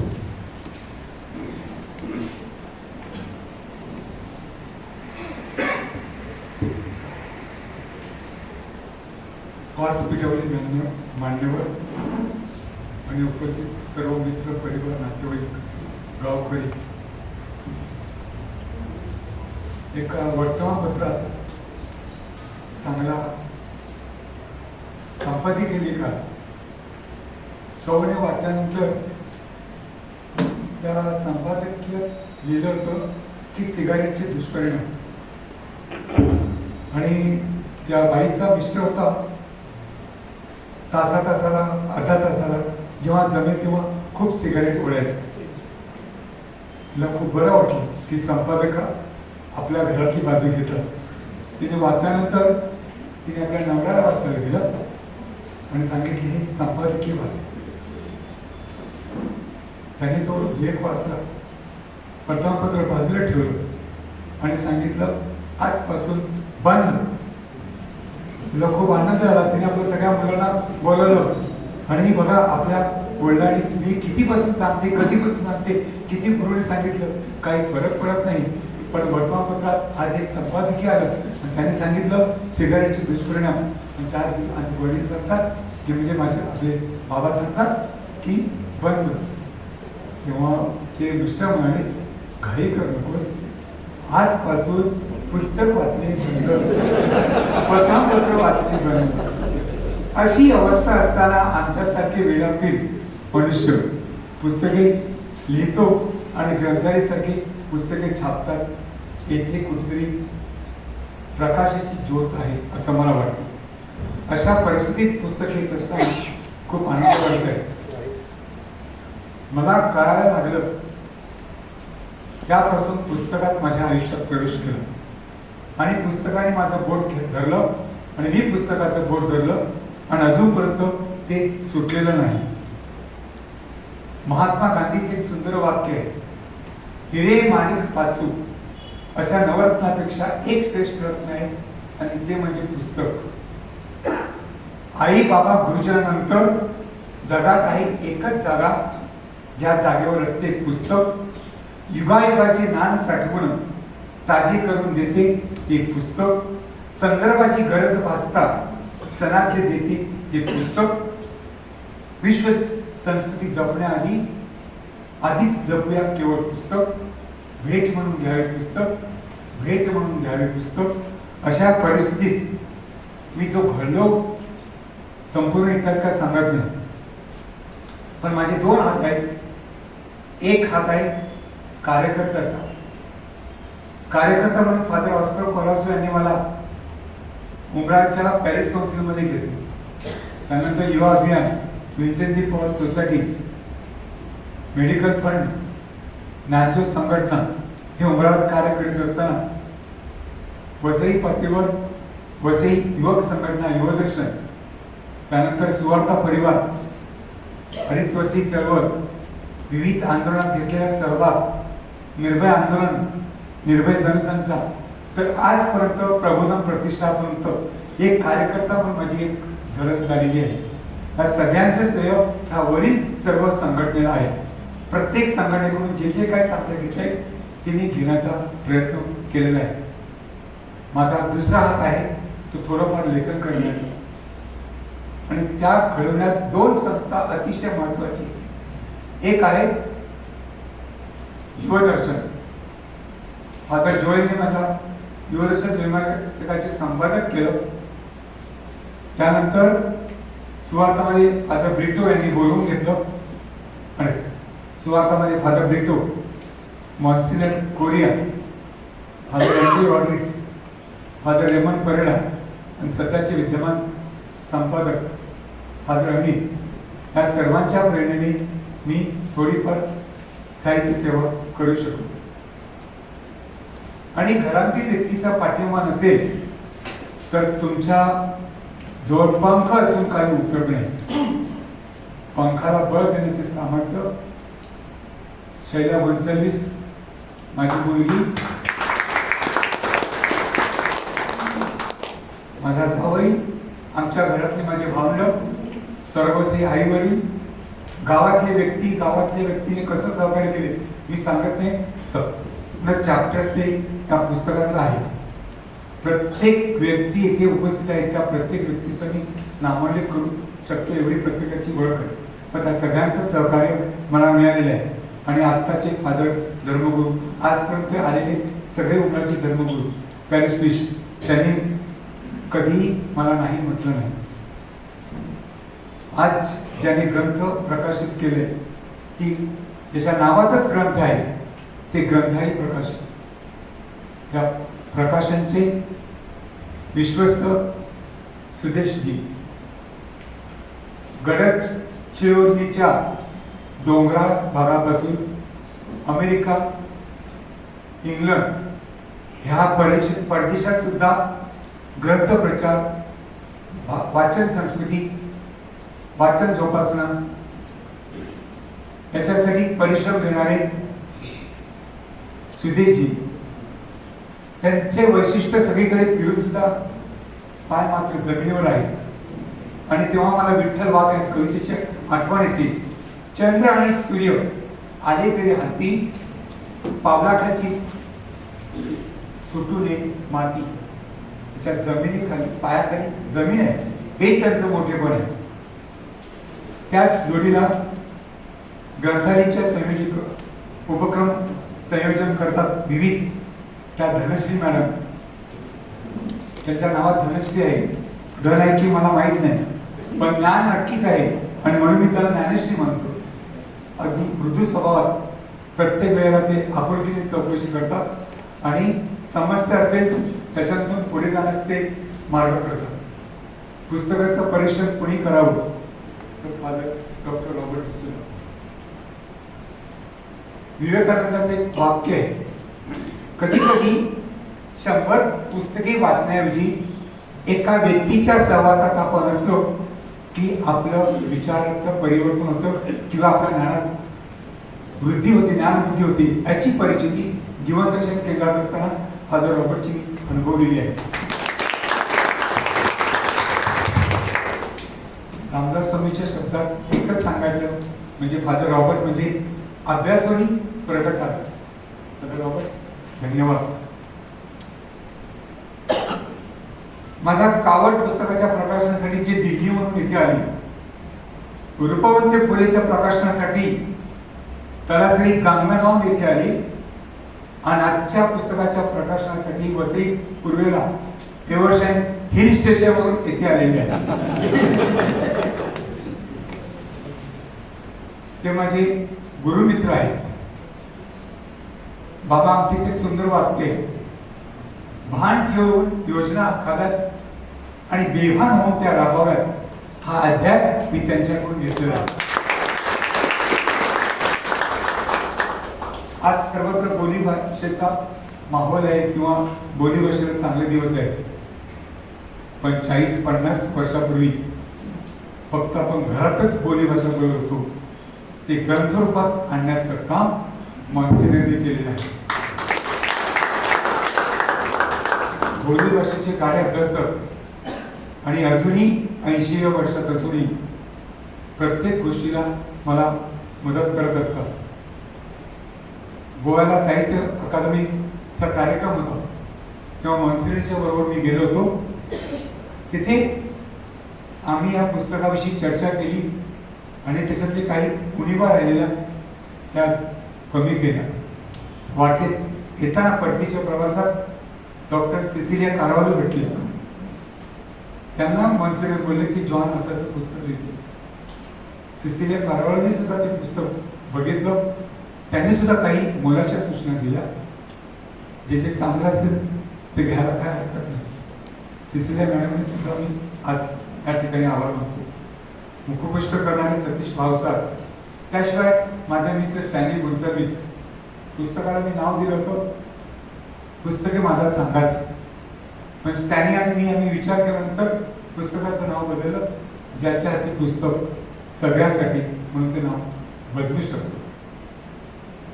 संदीप राऊत, नाझर कथई, याशिवाय डी.बी. करणारे शरद विचारे आणि हा सगळा मित्र परिवार आहे. संघटनेचे नाव घेतले त्यांचं माझे मी अगोदर जे पुस्तक आलं होतं याच्यावर निवडक बोध करतो. आमचे एक मित्र तलासरी राहतात, फादर आहेत. त्यांनी सांगितलं की आमच्या इकडच्या विद्यार्थ्यांना वाचण्यासाठी, मग मी 5 मित्रांना सांगितलं 5-5 पुस्तक घेतो. मॅन्युअल प्रिंटचे मालक, आपल्या गावातील विल्यम गोन्साल्विस, विल्यम डायस वसईतले म्हणजे चेरी परेरा, चेरी आणि लॉना, त्यांनी प्रत्येकाने 5-5 पुस्तक घेतली आणि त्यावेळेला देऊन टाकली.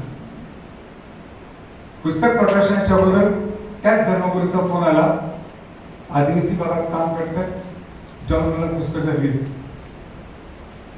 एक फक्त मेसेज दिला गावातला, नोएलने सांगितलं, मी त्या क्षणी त्याचा मेसेज आला, मी द्यायला तयार आहे. बावतीस पीडितकरांनी सांगितलं, माझ्याकडून काही पुस्तक आहे.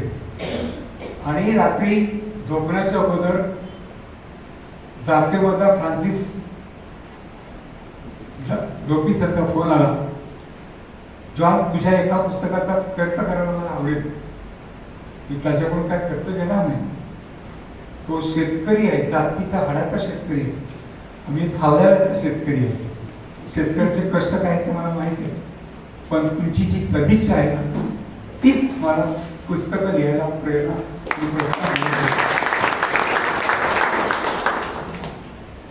सगळ्यांची नावं घेणे शक्य नाही, परंतु आपले प्रबोधनचे डिमेल सर आहे म्हणे काय लागलं तर मदत करा. म्हणजे तुमचा राजदूत रॉबर्ट माझ्या मदतीला आहे, अजून काही गरज नाही. तिथून विडाफ आला गिरीशवरून, आपलेच काही लेखक पण बसले, सगळ्यांची नावं घेणे शक्य नाही. परंतु 1-2 कथासमोर म्हणजे 1900 साली मुंबई मराठी ग्रंथ संग्रह म्हणजे पुस्तक वाचलं, त्याचा उल्लेख दिलेला आहे, पण या पुस्तकात नाही. यादव शंकर बालेकर यांनी म्हणजे 122 वर्षापूर्वी वाचन नावाची पुस्तकं लिहिली. त्यात त्याने सिकंदर बादशाहची कथा सांगितली. एशिया जिंकत असताना आशिया खंडात त्याने इराणचा बादशाह दारियस याच्या राज्यात आल्यावर त्याला एक रत्नजडित पेटी मिळाली. तेव्हा त्याचा एक मंत्री म्हणाला, बादशाह त्या मौल्यवान अशा पेटीमध्ये कोणतं असं मौल्यवान वस्तू आहे की तुम्ही ठेवू शकाल. तेव्हा सिकंदर अलेक्झांडर म्हणाला, माझ्याकडे मौल्यवान वस्तू आहे, म्हणजे कवी होमरचे ग्रंथ ते मी त्या पुस्तकात ठेवू शकतो. सांगायचा मुद्दा असाच की पुस्तकाचं महत्त्व खूपच आहे. शेवटी एवढंच सांगतो की काहीकांची नावं घेतली राहिली असतील तर देखील सगळ्यांचं ऋण माझ्या हृदयात आहे. आपण आलात, सहभागी झालात, त्याबद्दल मनापासून धन्यवाद. किताबों से दोस्ती साबित हुई है सच्ची, न उन्हें पता है धोखा देना, न वह जानते हैं झूठ बोलना, न वह जानते हैं किसी का दिल तोड़ना, बल्कि इतना ही जानते हैं पाठक वाचक, पाठक लेखक को जोड़ना, पाठक लेखक को जोड़ना. हे पुस्तक वाचकाला जोडेल तेवढा मला विश्वास आहे. आपल्या सर्वांना मनापासून धन्यवाद.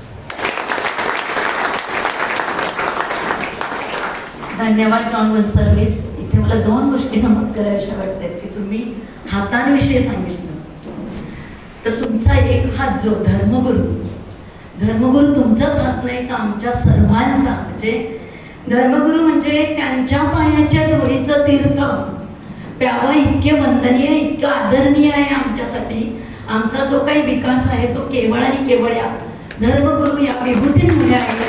त्यांच्यासाठी एकदा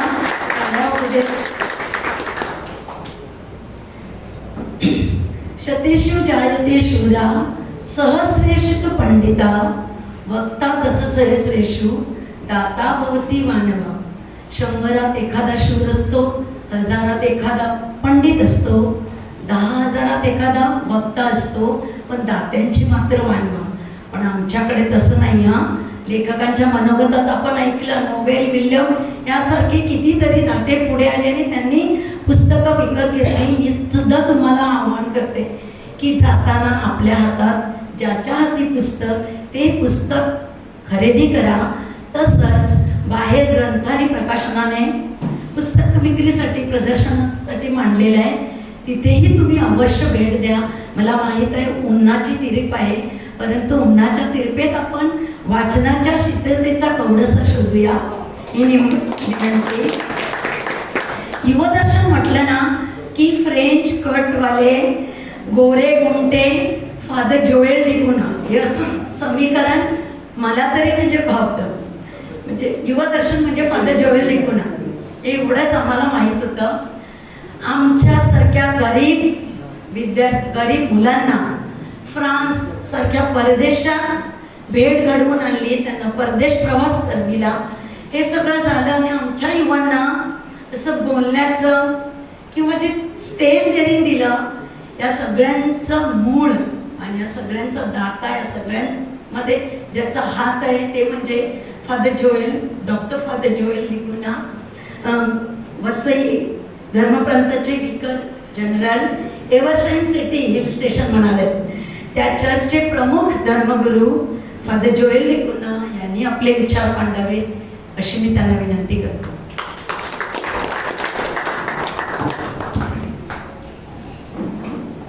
कार्यक्रमाचे अध्यक्ष मॉन्सिनियर फ्रान्सिस कोरिया, आजच्या पुस्तक विमोचन कार्यक्रमाचे विशेषतः समीक्षक आणि चांगल्या रीतीनं सादर केलेले जे समीक्षण आहे त्याचे विचारवंत फादर डॉक्टर रॉबर्ट डिसूजा, ग्रंथालयाचे सुरेश भाऊ, आजच्या पुस्तकाचे सत्कार मूर्ती श्री जॉन गोन्साल्विस, त्यांच्या अर्धांगिनी शैला गोन्साल्विस आणि माझ्या प्रिय रसिक भावा बहिणी, रविवारच्या दिवशी इतक्या मोठ्या संख्येने इथं तुम्हाला पाहून सर्वप्रथम मला खूपसा आनंद होत आहे आणि आजोळी आल्यासारखं, मामाकडे आल्यासारखं वाटत आहे. कारण जेव्हा युवदर्शनमध्ये आपण कार्य करत होतो त्यावेळेला 1986 ते 1992 पर्यंत दिल्लीला जाईपर्यंत मला असं वाटतं संपूर्ण आपल्या वसई धर्म प्रांतामध्ये सर्वात जास्त संख्येने युवदर्शनच्या कार्यक्रमाला येणारं जर धर्मग्राम कुठलं असेल तर ते आपलं संत जोसेफ धर्मग्राम. येथं येणं म्हणजे मजा, येथं येणं म्हणजे प्रोत्साहन. इथं फादर प्रकाश दुष्काळ होते, त्याच्या आधी मराठी न जाणणारे परंतु प्रयत्न करणारे आपले दुसरे धर्मगुरू सुद्धा होते. परंतु विशेषतः फादर कोलासो यांनी ज्या रीतीनं हे धर्मग्राम घडवलं त्याचा परिपाक म्हणजे येथील सकारात्मक दृष्टिकोनाच्या व्यक्ती या माझ्या अजूनही लक्षात आहे. चार्ल्स गोन्साल्विस हुशार मुलगा, पॉल समाज कार्यामध्ये धडपडणारा, क्लेरा गोन्साल्विस, सायमन परेरा, रेजिना. परंतु या सर्वांबरोबरच माझ्या लक्षात यायचं नेहमी की जॉन यांचं वेगळेपण हे विशेष होतं. साधा, सरळ, मनमोकळा, काही वेळेला हळवा, काही वेळेला संवेदनशील, परंतु पारदर्शी व्यक्तिमत्व असलेली अशी व्यक्ती, मेहनती, कष्टाळू. आणि यांच्या जीवनाचं जर थोडक्यात वर्णन करावं असं वाटलं तर ते समर्पितता किंवा सामाजिक बांधिलकी या शब्दांमध्ये मला करावं असं वाटेल. सकारात्मकता ही जी आहे ती शाहिराची आहे, ही भाटाची नाही. केवळ गोड गोड बोलण्यासाठी शब्द वापरणं नाही तर शब्द तोलून मोजून वापरणं ही ती सकारात्मकता. आणि म्हणून आजच्या दिवशी मी तिसऱ्यांदा त्यांच्या या पुस्तकाच्या विमोचनासाठी आलेलो आहे. असं म्हणतात की प्रवासानं माणूस क्षितिजाला गवसणी घालू शकतो, वाचनाने माणूस चौफेर विचार करू लागतो आणि लेखनानं माणसाचं जीवन हे अधिक सखोल आणि समृद्ध बनू लागतं. तर बघा ना, आपला हा जो कोरोना कालावधी आहे यामुळे आपण मुखपट्टी वापरत आहोत. आपण मास्क वापरत आहोत. मी त्या दिवशी कुठेतरी सांगितलं वाटलं मुखपट्टी, आणि तुम्ही जरा मराठीत बोला ना, मास्क कसं बोला ना. तर काल आमच्या लक्षात आलं की लोकांची संख्या देवळामध्ये वाढू लागलेली आहे. देवळामध्ये आम्ही पहिल्या बेंचवर प्यूवर एकच, आणि दुसऱ्यावर 2, आणि तिसऱ्यावर 1, आणि चौथ्यावर का, कारण 6 फुटाचं अंतर राखलं पाहिजे. म्हणून मग लोकांना बाहेर कधी कधी उन्हामध्ये बसावं लागतं. आणि म्हणून रात्री आम्ही मीटिंगमध्ये असताना मी इन्स्पेक्टर बर्वे यांना फोन केला वालेव येथे, आणि त्यांना मी सांगितलं, म्हटलं आमच्याकडे आजच म्हटलं वॅक्सिनेशनचा कॅम्प झाला आहे, चांगली उपस्थिती होती, आणि म्हटलं उद्या म्हणजे आज हेल्थ कॅम्प आहे महिलांसाठी. तर म्हटलं या महिला पण येणार आहेत आणि परत लोक पण येणार आहेत, गर्दी होणार आहे. तर म्हटलं ओ फादर तुम्ही घाबरू नका, मला माहिती आहे तुम्ही सगळे नियम पाळत आहात. तुम्ही असं करा, प्रत्येक बाकावर 3-3 बसवा बरं. मी जेव्हा कमिटीला सांगितलं त्यांनी धावत जाऊन सगळ्या रिबॉन काढल्या, कारण त्यांना उत्सुकता होती की आम्हाला पहिल्यासारखं जीवन कधी अनुभवता येईल. हा जो मास्क आहे ना, ही जी मुखपट्टी आहे ना, ही पुरुषांकरता बरी असते असं मला नेहमी वाटतं. कारण हे कसं असतं की मी बोलत असताना किती जण कंटाळलेले आहेत ते मला कळू शकत नाही. कोण हसतंय ते पण नीट कळत नाही. कोणाला राग आलाय का, कोणाला जांभई द्यायची आहे का, ते त्या मुखपट्टीमध्येच देता येते. परंतु आपल्या ज्या भगिनी आहेत त्यांची मात्र पंचायत होते. इतका खर्च करून लिपस्टिक वगैरे आणलेलं असतं, ते सगळं झाकलं जातं, आणि जी जसं काय जे डेकोरेशन असतं ते सुद्धा लपलं जातं. त्यामुळे आम्ही महिलांच्या दुःखामध्ये सहभागी आहोत.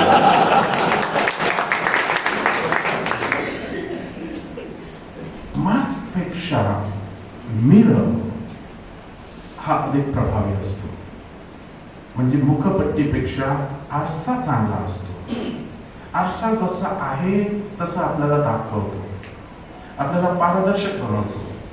आपलं काही चुकलंय म्हणून आपण आरसा फोडत नाही. आपल्या गालावर डाग आहे तर तो आपण डाग काढत असतो.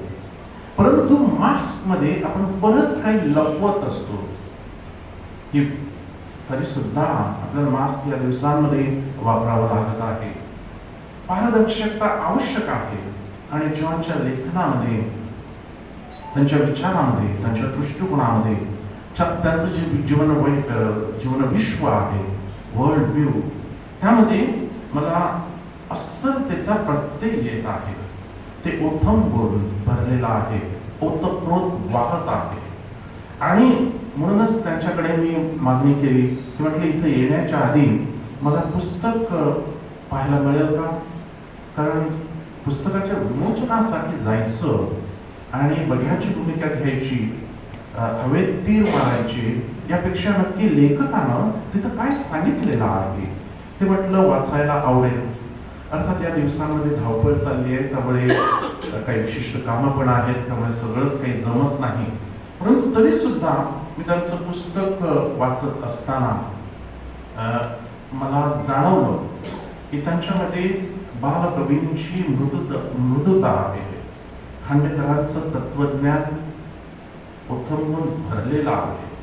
शिरवाडकरांप्रमाणे एखादा क्लिष्ट विषय, व्यामिश्र स्वरूपाचा विषय ते सोपा करण्याची त्याच्याकडे हातोटी आहे. आणि पु. ल. देशपांडेंचा नर्म विनोद पद रॉबर्ट यांनी ते अधिक चांगल्या रीतीनं स्पष्ट केलेला आहे. तर तो नर्म विनोद सुद्धा लक्षणीय आहे, विलोभनीय आहे. त्या दिवशी ते पहिलं पुस्तक घेऊन आले डायरेक्ट प्रेस म्हणून. हिल स्टेशनला ते म्हणाले, परंतु उन्हाळ्यामध्ये जरा गरमी वाढते तिथं, कारण सूर्याच्या अधिक जवळ असतं. परंतु आम्ही ते एन्जॉय करतो, कारण तिथून आम्हाला नालासोपारा पण बघायला मिळतं, तिथून आम्हाला वसईचं पण दर्शन भेटतं. तर आम्ही गप्पा गोष्टी करत असताना, चहा घेत असताना ते म्हणाले, फादर आपण कधी कधी त्या मुलांसारखे असतो. म्हटलं कुठली मुलं? तर म्हणे मला आठवण झाली पु. ल. देशपांडेंची एक कथा. आम्ही युवदर्शनमध्ये असताना कधी कधी रात्री जागवायचो, कारण जॉन पोरासो असला आणि विल्यम डायस जर असले आणि सिल्वेस्टर ब्रेटो असले की मग आणखीन मजा यायची. आणि मला आठवतं की त्यांना काहीतरी सांगायचं. म्हटलं कुठली गोष्ट तुम्ही सांगता?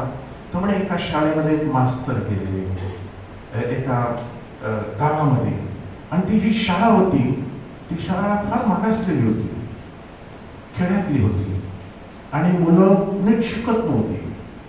या मास्तरने म्हणे चांगल्या रीतीने मेहनत घेऊन त्यांना शिकवलं आणि त्यांना सांगितलं आता तुम्ही शिकला आहात, आता लिहायला सुरुवात करा, एक पहिलं पत्र लिहा. तर म्हणे पहिलं पत्र काय लिहिलं? या मास्तरांचीच बदली व्हावी.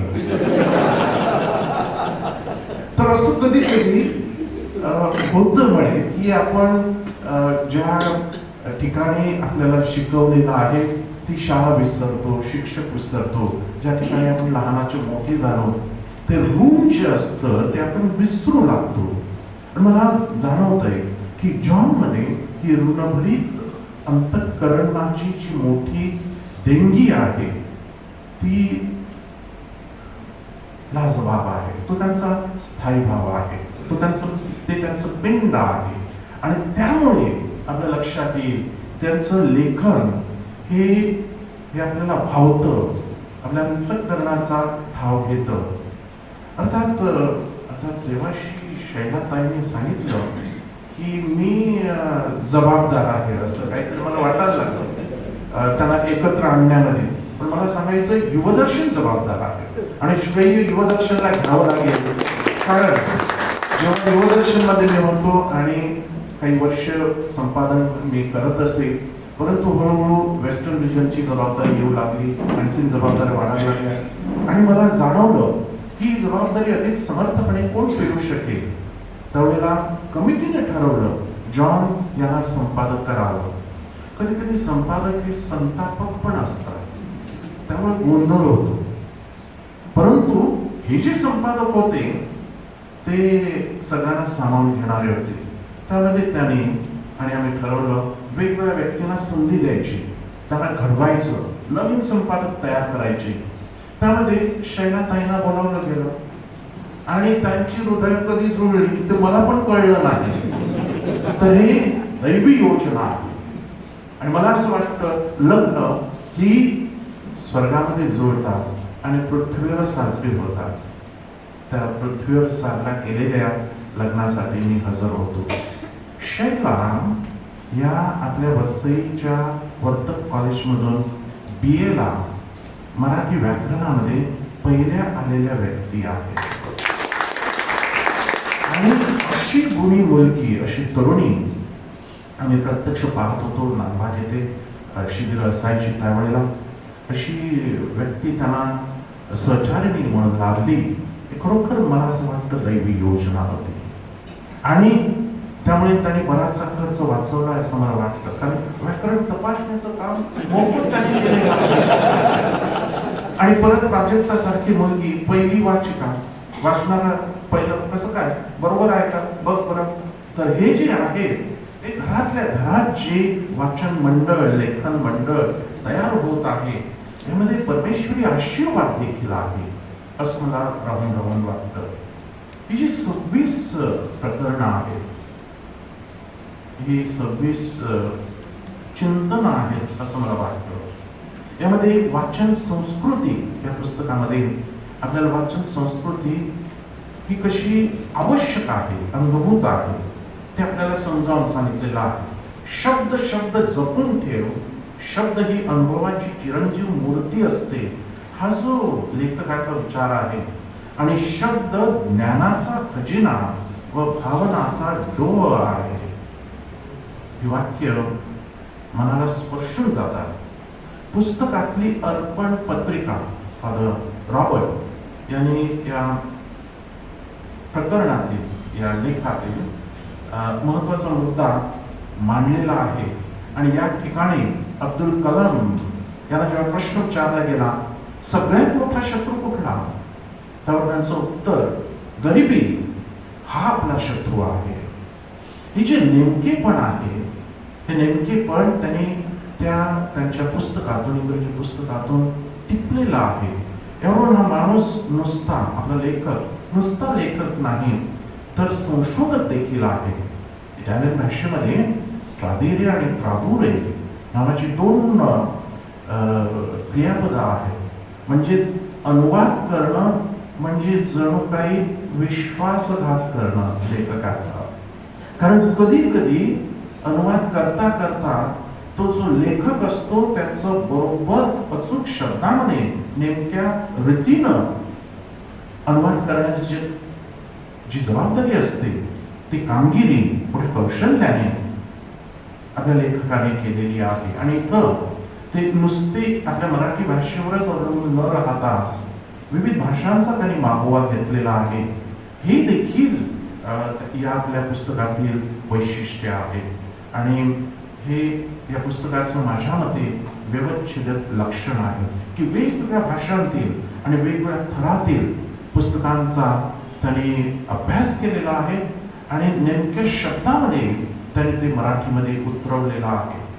वाचनयोगी विनोबा भावे यांच्याबद्दल त्यांनी जो लेख क्रमांक 20 जो लिहिलेला आहे त्यामध्ये जो ग्रंथ आपण वाचलेला नसतो त्याबद्दल काही भाष्य करणं अयोग्य आहे या वाक्यामध्ये आपल्याला बरंच काही सापडतं. हे कधी कधी आपण जे ऐकलेलं नाही त्याविषयी आपण बोलू लागतो, असं झालेलं आहे तसं झालेलं आहे. आणि त्यामुळे आपण जी SMS स्कूल आहे आणि व्हॉट्सअप युनिव्हर्सिटी आहे त्यामध्ये आपण लेखन करू लागतो आणि आपल्याला असं वाटतं आपण खूप काही केलेलं आहे. लेखन मी पाठवलंय ना, लेख पाठवलाय, कुठे पाठवलाय, SMS मी लिहितोय ना. किंवा समाधान आणि तृप्ती ही कधी कधी व्हॉट्सअपवरच आपण भागवू लागलो आहोत. अशा परिस्थितीमध्ये वाचन संस्कृती किती महत्वाची आहे हे लेखकानं अत्यंत प्रभावीपणे मांडलेला आहे. आणि शेवटचा जो लेख आहे मी त्याला चिंतन म्हणतो. प्रकरण हा शब्द म्हटला की दुसरी प्रकरणं आठवतात आपल्याला.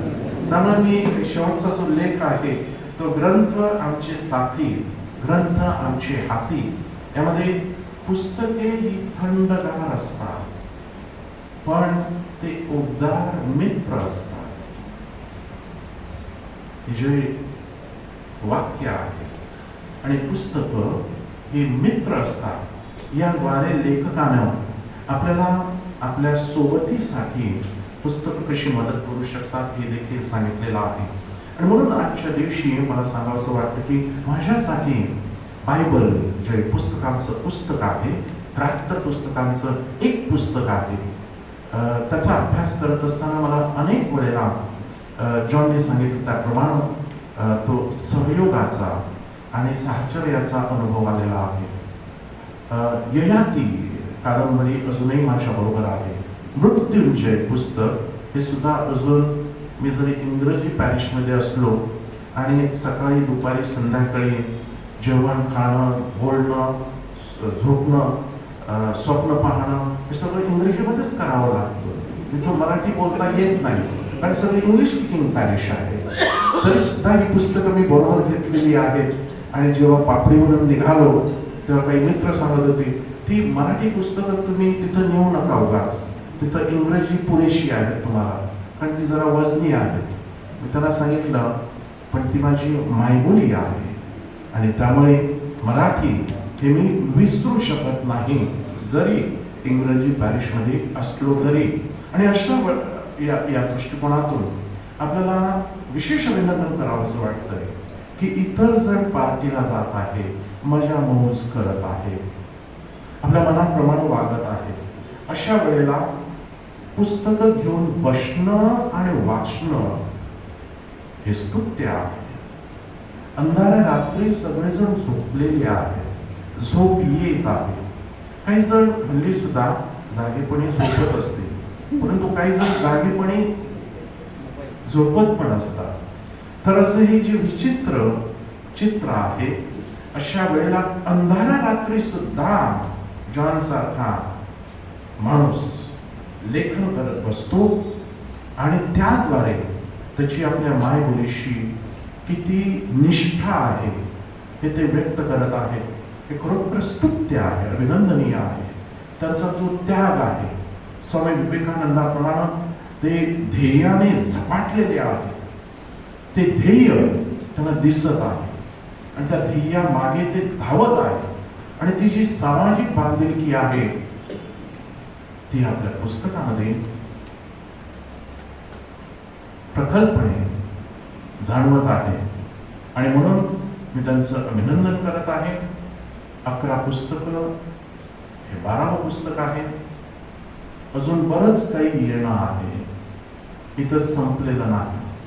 ते पुढे आपली धाव चालू राहावी म्हणून आपण सर्वांच्या वतीनं मी त्यांचं अभिनंदन करत असताना आशेने अशाच प्रकारची दर्जेदार पुस्तकं यावी आणि ग्रंथालयासारख्या नामवंत प्रकाशन संस्थेने ती प्रकाशित करावी अशी सदिच्छा व्यक्त करून मी ते थांबतो.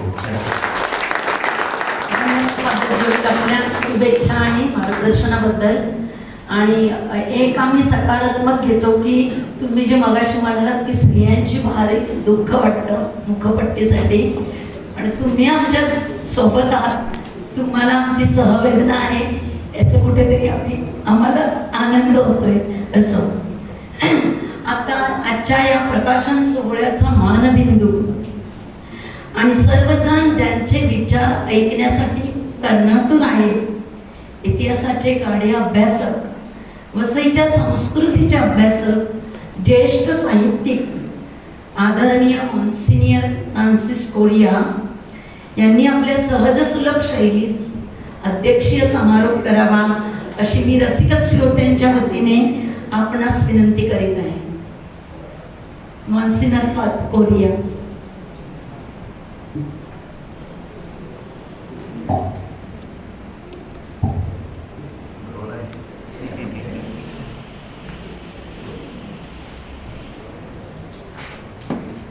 ग्रंथालयाचे सुदेशजी, आजपर्यंत मी ज्याला मित्र म्हणत होतो, परंतु आता मी त्याचे पाय पकडले आणि त्याला आजपासून माझं गुरुवर्य असं त्या जॉनला मी बोलणार आहे. आणि माझ्या सोबत एक डॉक्टर निघून गेले आहेत, पण 2 डॉक्टर अद्याप तिकडे आहेत, पण त्याच्यातला मी वय झाल्यामुळे पेशंट झालेलो आहे. आणि बरंचसं पेशन्स बाळगून मी आता तुमच्या पुढे उभा आहे. आणि दर्दी लोक उर्मी असलेले स्टेजवर आहेत, दर्दी असलेले माझ्या समोर आहेत. आणि म्हणून जेव्हा जॉनचा मी पदस्पर्श केला तेव्हा मला दिसून आलं की आता 12 वाजलेले आहेत आणि जास्त काही बोलण्यात अर्थ आहे असं मला वाटत नाही. परंतु जॉन सारखा जो व्रती आहे, प्रचंड वाचनाचा खजिना असलेला एक महामुनी आहे, त्याचं अभिनंदन आपल्या सर्वांच्या वतीने करताना मला अत्यंत आनंद होत आहे. आणि ह्या पुस्तकात काय आहे ते श्रीपाल जे आपल्या अखिल भारतीय साहित्य संमेलनाचे अध्यक्ष होते, त्यांनी ह्या प्रस्तावनेमध्ये सबनीसने दिलेला आहे. आणि त्याने सांगितलं की 255 प्रस्तावना मी लिहिलेल्या आहेत, परंतु ही प्रस्तावना लिहिताना मला जो आनंद होतो आहे कारण हे पुस्तक अप्रतिम आहे. आणि काल मी श्रीपाल सबनीसला फोन केला आणि त्यांना विचारलं की हे साधंसुद्धा समारंभ होतो आहे, तर ते म्हणाले अध्यक्ष म्हणून तुम्ही सांगा की मी आजपर्यंत 255 नाही तर 287 प्रस्तावना लिहिलेल्या आहेत, परंतु ही जी प्रस्तावना आहे ही आगळी वेगळी प्रस्तावना आहे असं तुम्ही आपल्या भाषणामध्ये सगळ्यांना सांगून टाका. यावरून मला वाटतं आपल्या वसईला बाबूराव अर्नाळकर होऊन गेले, पुष्कळ साहित्य त्याने लिहिलं. मला वाटतं जॉनने फक्त 12 पुस्तकं जरी लिहिली असतील तरी हा एक अत्यंत मोठा साहित्यिक आपल्या वसईने दिलेला आहे आणि अद्याप घडवत आहे असं म्हणायला काहीच हरकत नाही. जॉन एका लेखात म्हणतो की माझ्या वडिलांपासून मी इंग्रजीचं वगैरे आकर्षण घेतलं. मला वाटतं जॉन हे खरोखर आपण अगोदर कोणी सांगितल्याप्रमाणे अमृतपुत्र आहे. आणि हा अमृतपुत्र आपल्या ह्या गावामध्ये जन्माला येतो हे खरोखर उमराळा गावचं खरं भाग्य आहे. म्हणून आपल्या गावाच्या वतीनं त्याचं हार्दिक अभिनंदन केलं पाहिजे. जॉन म्हणतो संस्कार हे आकाशातून पडत नसतात. संस्कार हे रुजवावे लागतात, ते अंकुरावे लागतात, रुंदीगत व्हावे लागतात. बरोबर आहे. हा संस्कार, हा वेलू इकडे सुरू झाला आणि हा वेलू आता गगनावर गेलेला आहे आणि गगनाकडे पाहताना आम्हाला मान वर करून पाहावं लागणार आहे. आणि इवलेसे रोप लाविले दारी, त्याचा वेलू गेला गगनावरी, असं जॉन तुझे आजपासून सर्वत्र ओळख होणार आहे. तू एक वाचन वेडा आहेस. शेकडो वाचन वेड्यांचे स्वानुभव तू ह्या पुस्तकामध्ये दिलेले आहेत. तुझी खरं म्हणजे आता मुलाखत व्हायला हवी होती, म्हणजे तू कसं कसं ह्या पुस्तकांचं वाचन केलं आणि त्याचं अवलोकन केलेलं, कुठे साठवून ठेवलं मला तरी माहिती नाही कुठे त्याने साठवून ठेवलं. आता फादर जुगल सारखे डॉक्टर इकडे आहेत, त्यांनी त्याला मोठं कपाट दिलं आहे पुस्तकाचं.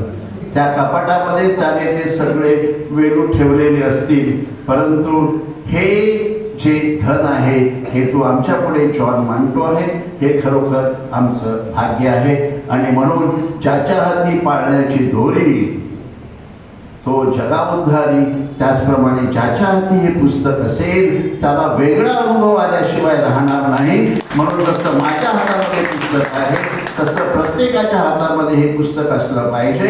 आणि अलीकडे सेकंड आवृत्तीवर काही निघत नाही, परंतु मला वाटते लवकरच ह्या पुस्तकाची दुसरी आवृत्ती काढावी लागेल असं मला आता वाटायला लागलेलं आहे. जॉन लेखकाने सतत लिहित राहिला पाहिजे, पण वाचत पण राहिलं पाहिजे असं तू म्हणतोस. तू हमेशा लिहित राहावं असं आम्हाला वाटतं. खेळाडू कधी माजी खेळाडू होत नाही. पंतप्रधान माजी पंतप्रधान होतो, चीफ मिनिस्टर माजी मुख्यमंत्री होतो, आमदार हा माजी आमदार होतो. परंतु लेखक कधी माजी लेखक होत नाही. जसा खेळाडू पण 175 धावा काढल्या तरी पण माजी खेळाडू होत नाही, तसा हा लेखक जो आहे त्याने कितीही पुस्तकं लिहिली तरी माजी लेखक होत नाही. लेखक हा लेखकच राहतो आणि तो शेवटपर्यंत लेखकच राहावा अशी सद्भावना मी ह्या वेळेला व्यक्त करतो. आणि वेळ होऊन गेलेली आहे, म्हणून माझं भाषण अर्धवट ठेवून मी आपला सगळ्यांचा निरोप घेतो. आणि जे मान्यवर आहेत त्या मान्यवरांना मी सांगतो की आपले आशीर्वाद हे जॉनच्या पाठीशी सदोदित असू दे. आंब्याचा सीझन आलेला आहे, पाठिंबा पण द्या आणि आंबा पण द्या. तो आंबा कसा गोड आहे आणि मधुर आहे हे जॉन सगळ्यांना आपल्या लेखणीच्या द्वारे सांगत राहील. God bless. आणि आपल्या सर्वांच्या वतीने टाळ्या मारून आपण जॉनला अभिषेक करू. धन्यवाद मनश्री फ्रान्सिस कोरिया. सुवार्थेच्या चिंतनिका या सदरातून तुम्ही आम्हाला दरमहा भेटत असता. विचारांची चांदणमूठ तुम्ही आमच्यावर त्याची पखरण करत असता. तुमच्या या कार्याला खूप खूप धन्यवाद. संस्कृतीच्या वेलीवर सौंदर्याचे उमललेले फूल म्हणजे ऋणनिर्देश, कृतज्ञता व्यक्त करणे, असे हे फूल घेऊन येत आहे ऑस्टिन गोन्साल्विस.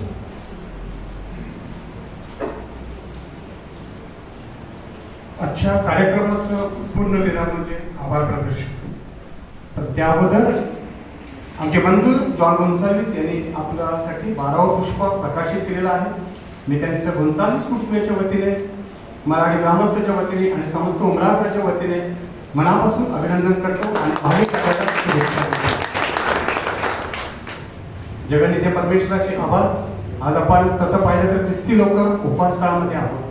चांगल्या दिवसाची सुरुवात झालेली आहे आणि पहिलाच रविवार जॉन यांनी गोन्साल्विस यांनी घेतलेला आहे. त्यांना जे अपेक्षित होतं ते पूर्ण झालेलं आहे. आज सभागृह त्यांच्या मर्जीनुसार भरलेला आहे. हे तुझं लिखाण असं सदोदित राहू दे म्हणून तुझ्यासाठी खास प्रार्थना करत आहे. पावसाच्या थेंबाने धरती सुगंधी होते आणि सुखावते.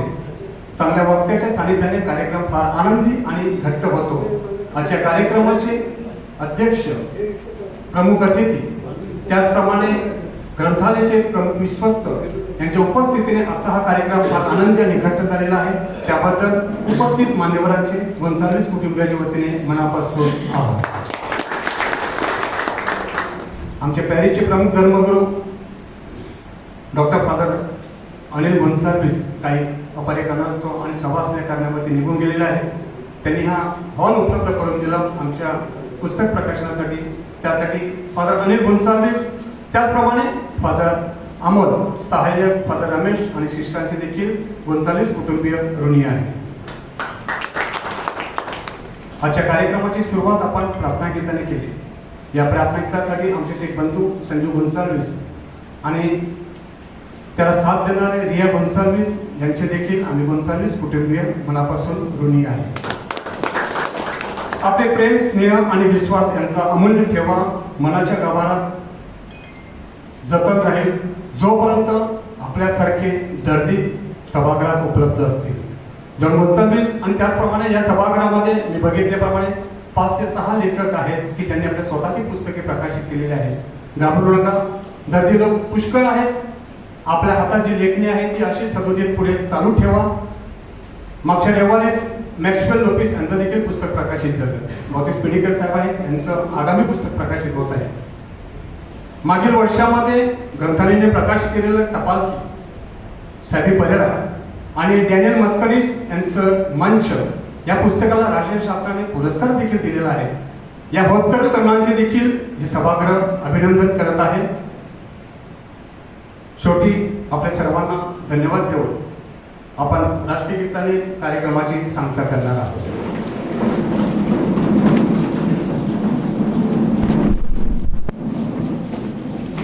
एक साथ राष्ट्रगीत सुरू. जनगण मन अधिनायक जय हे भारत भाग्य विधाता. पंजाब सिंध गुजरात मराठा द्राविड उत्कल बंगा विंध्य हिमाचल यमुना गंगा उज्जल जलधि तरंगा. कब शुभ नामे जागे कब शुभ आशीष मागे. गाये तब जय गाथा जनगण मंगलदायक जय हे भारत भाग्य विधाता. जय हे जय हे जय हे जय जय जय जय हे. भारत माता की जय. वंदे मातरम.